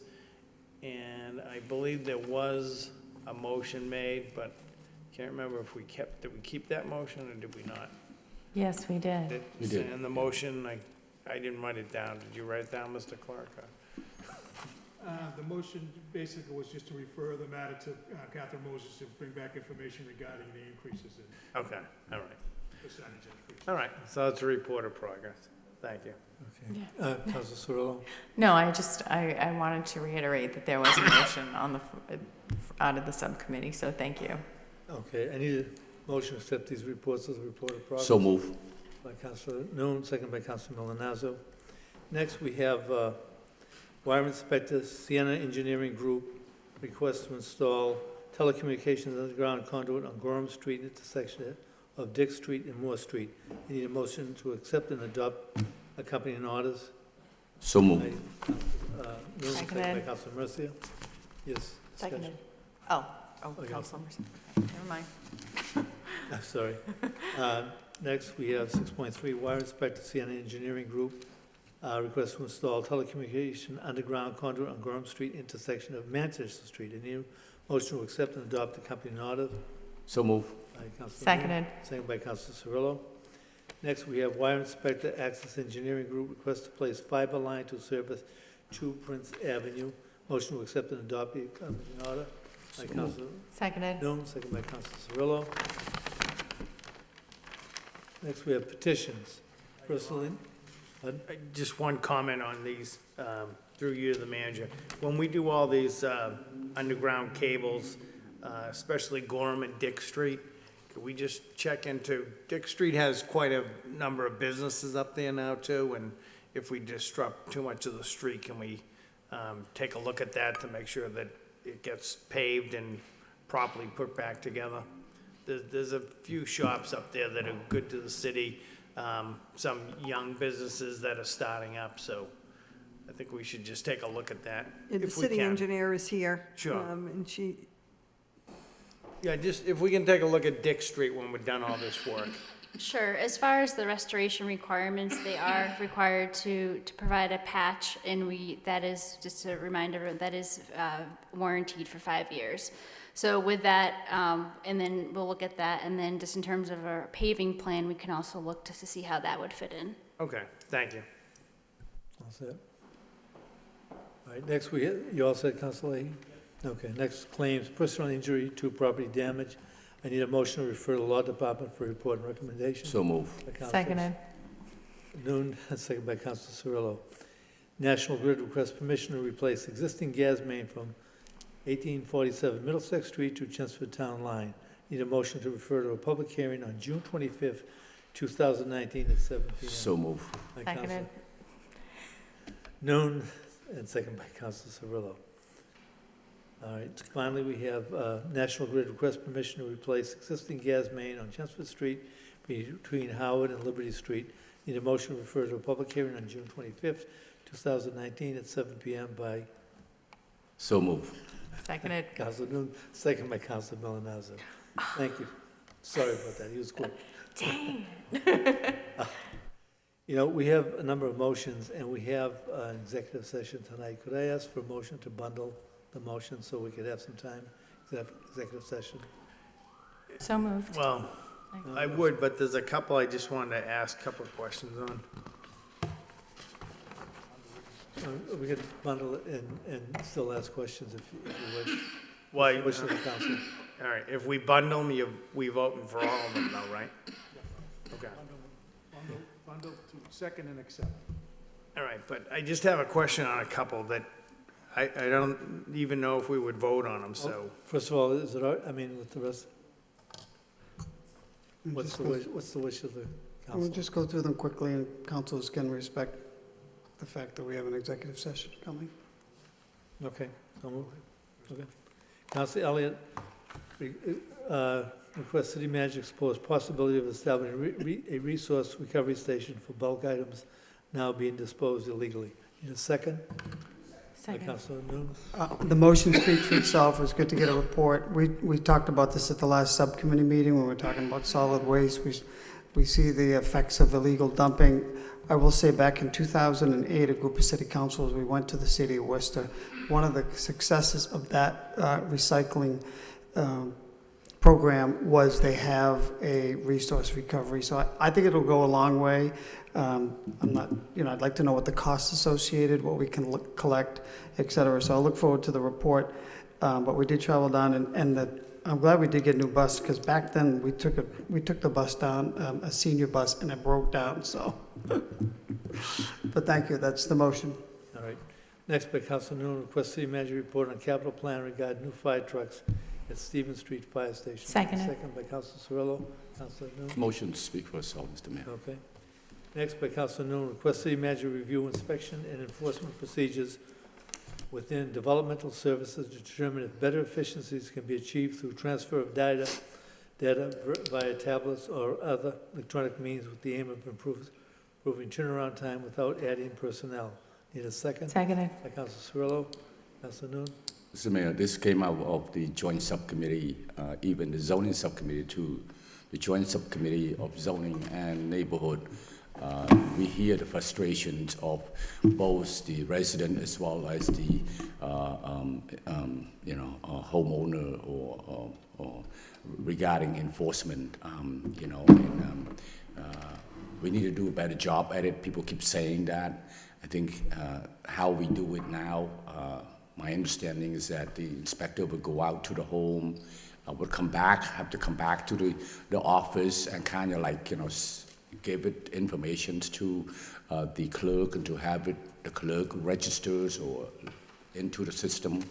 I understand that the city manager office through Connors and maybe the Eric Slater, the directors of development service, probably working on some type of tablet so that inspector, when they're out on the field, they don't have to come back. They can just register whatever need to be registered to the clerk, either fine or things need to be done for the landlord. That way it saves time for them to travel back and forth. Even with that, I think we may need at some point, I know budget time coming, have to look at whether or not we may need to add more inspectors. And that said, too, does not mean that the city is going to cut that. Usually, it may be pay off itself for when they're out there inspect things that need to be fine and whatnot. And those is the money that come in and to help pay for that inspector. But the motion was not for that, basically. I'm hinging that direction if need be. So thank you. All set. All right, thank you. Next, by Councilor Cirillo, request city manager add Ames Street and Mill Street in the back central neighborhood to the paving list. Need a second? Councilor Mercia. Hi, yes, thank you. Speaks for itself. We would like to, those were the only two streets around the area that were not paved, and they back central. The people living on those streets really are requesting them to be paved, so. Periodically, we do get motions on here. Are we still working on that report that was produced, I don't know, a lot of years ago, the conditions of the streets? What is the list? What is the process that we're using to go through, rather than putting these? Maybe we could all get a list. We can get you a report from the engineers department as far as this. There is a list, and it is out several years in the criteria that's used for. We had a gentleman here last week that said the road is still, it's like this. dirt. So. Yeah, that's a street that wasn't accepted, but we'll be getting a report on that. I think it'd be helpful for all of us to see what that list is and where these streets are, just so we could let people know. Yeah. Thank you. Councilor Leahy.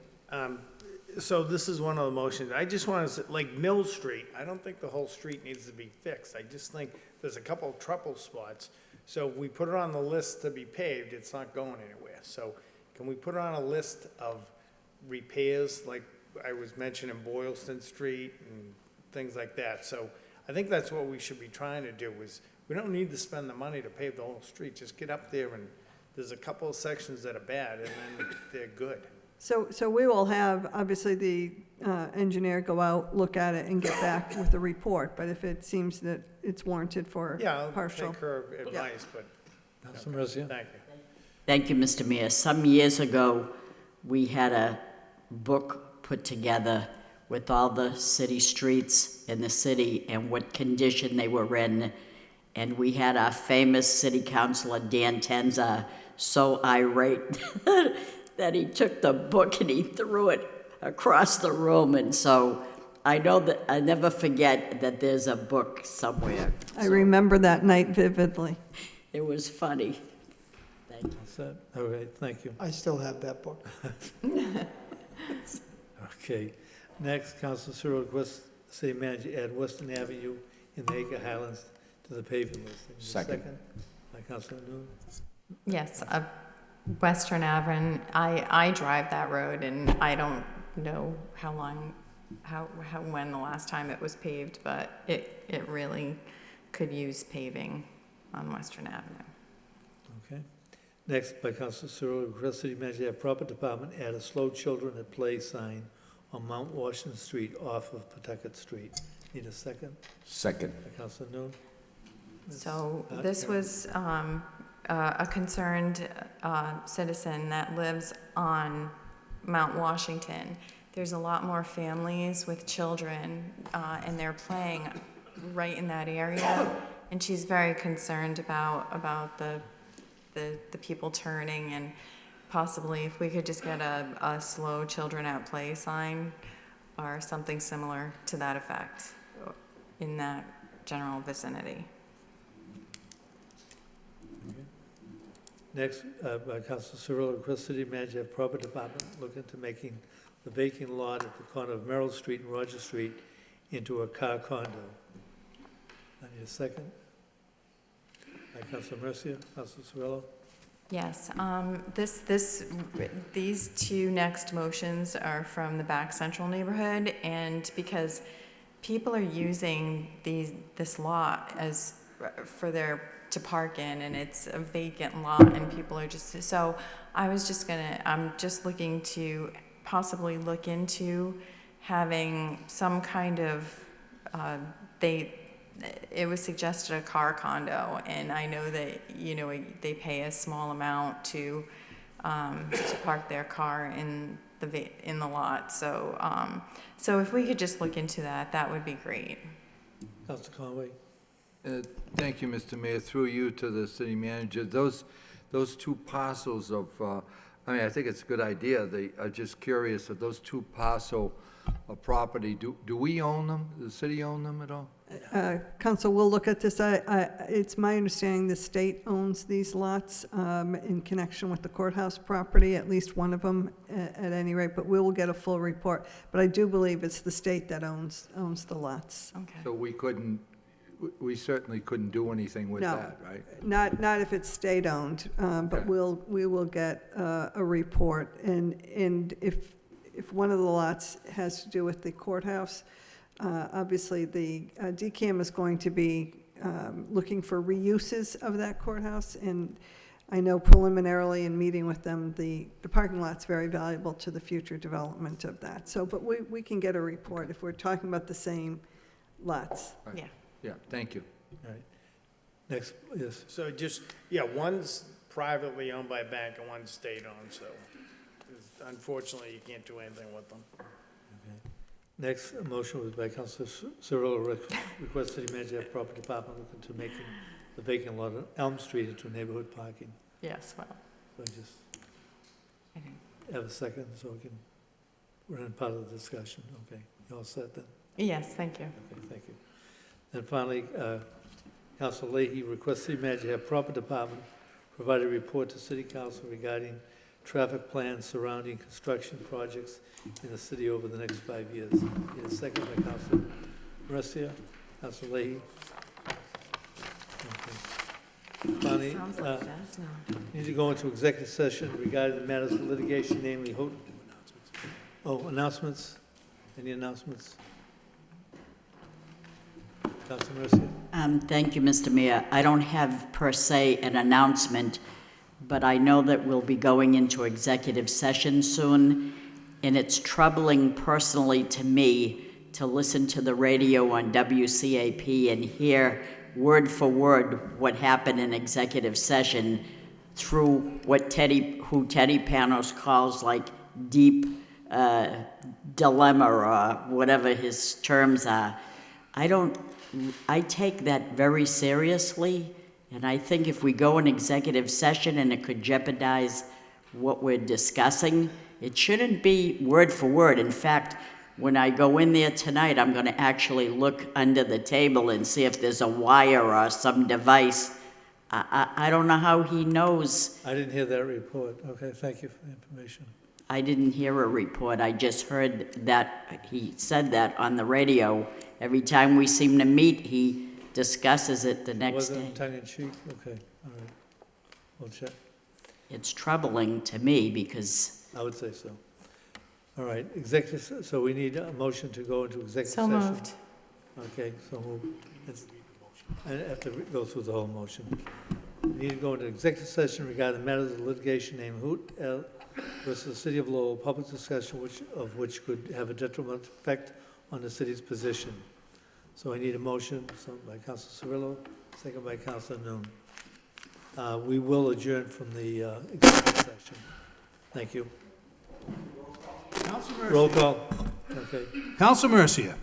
Counsel Milanazzo. Counsel Noon. Mayor Samaras. Yes. Counsel Cirillo. Counsel Conway. Yes. Counsel Elliott. Yes. Counsel Kennedy. Counsel Leahy. 8 yeas.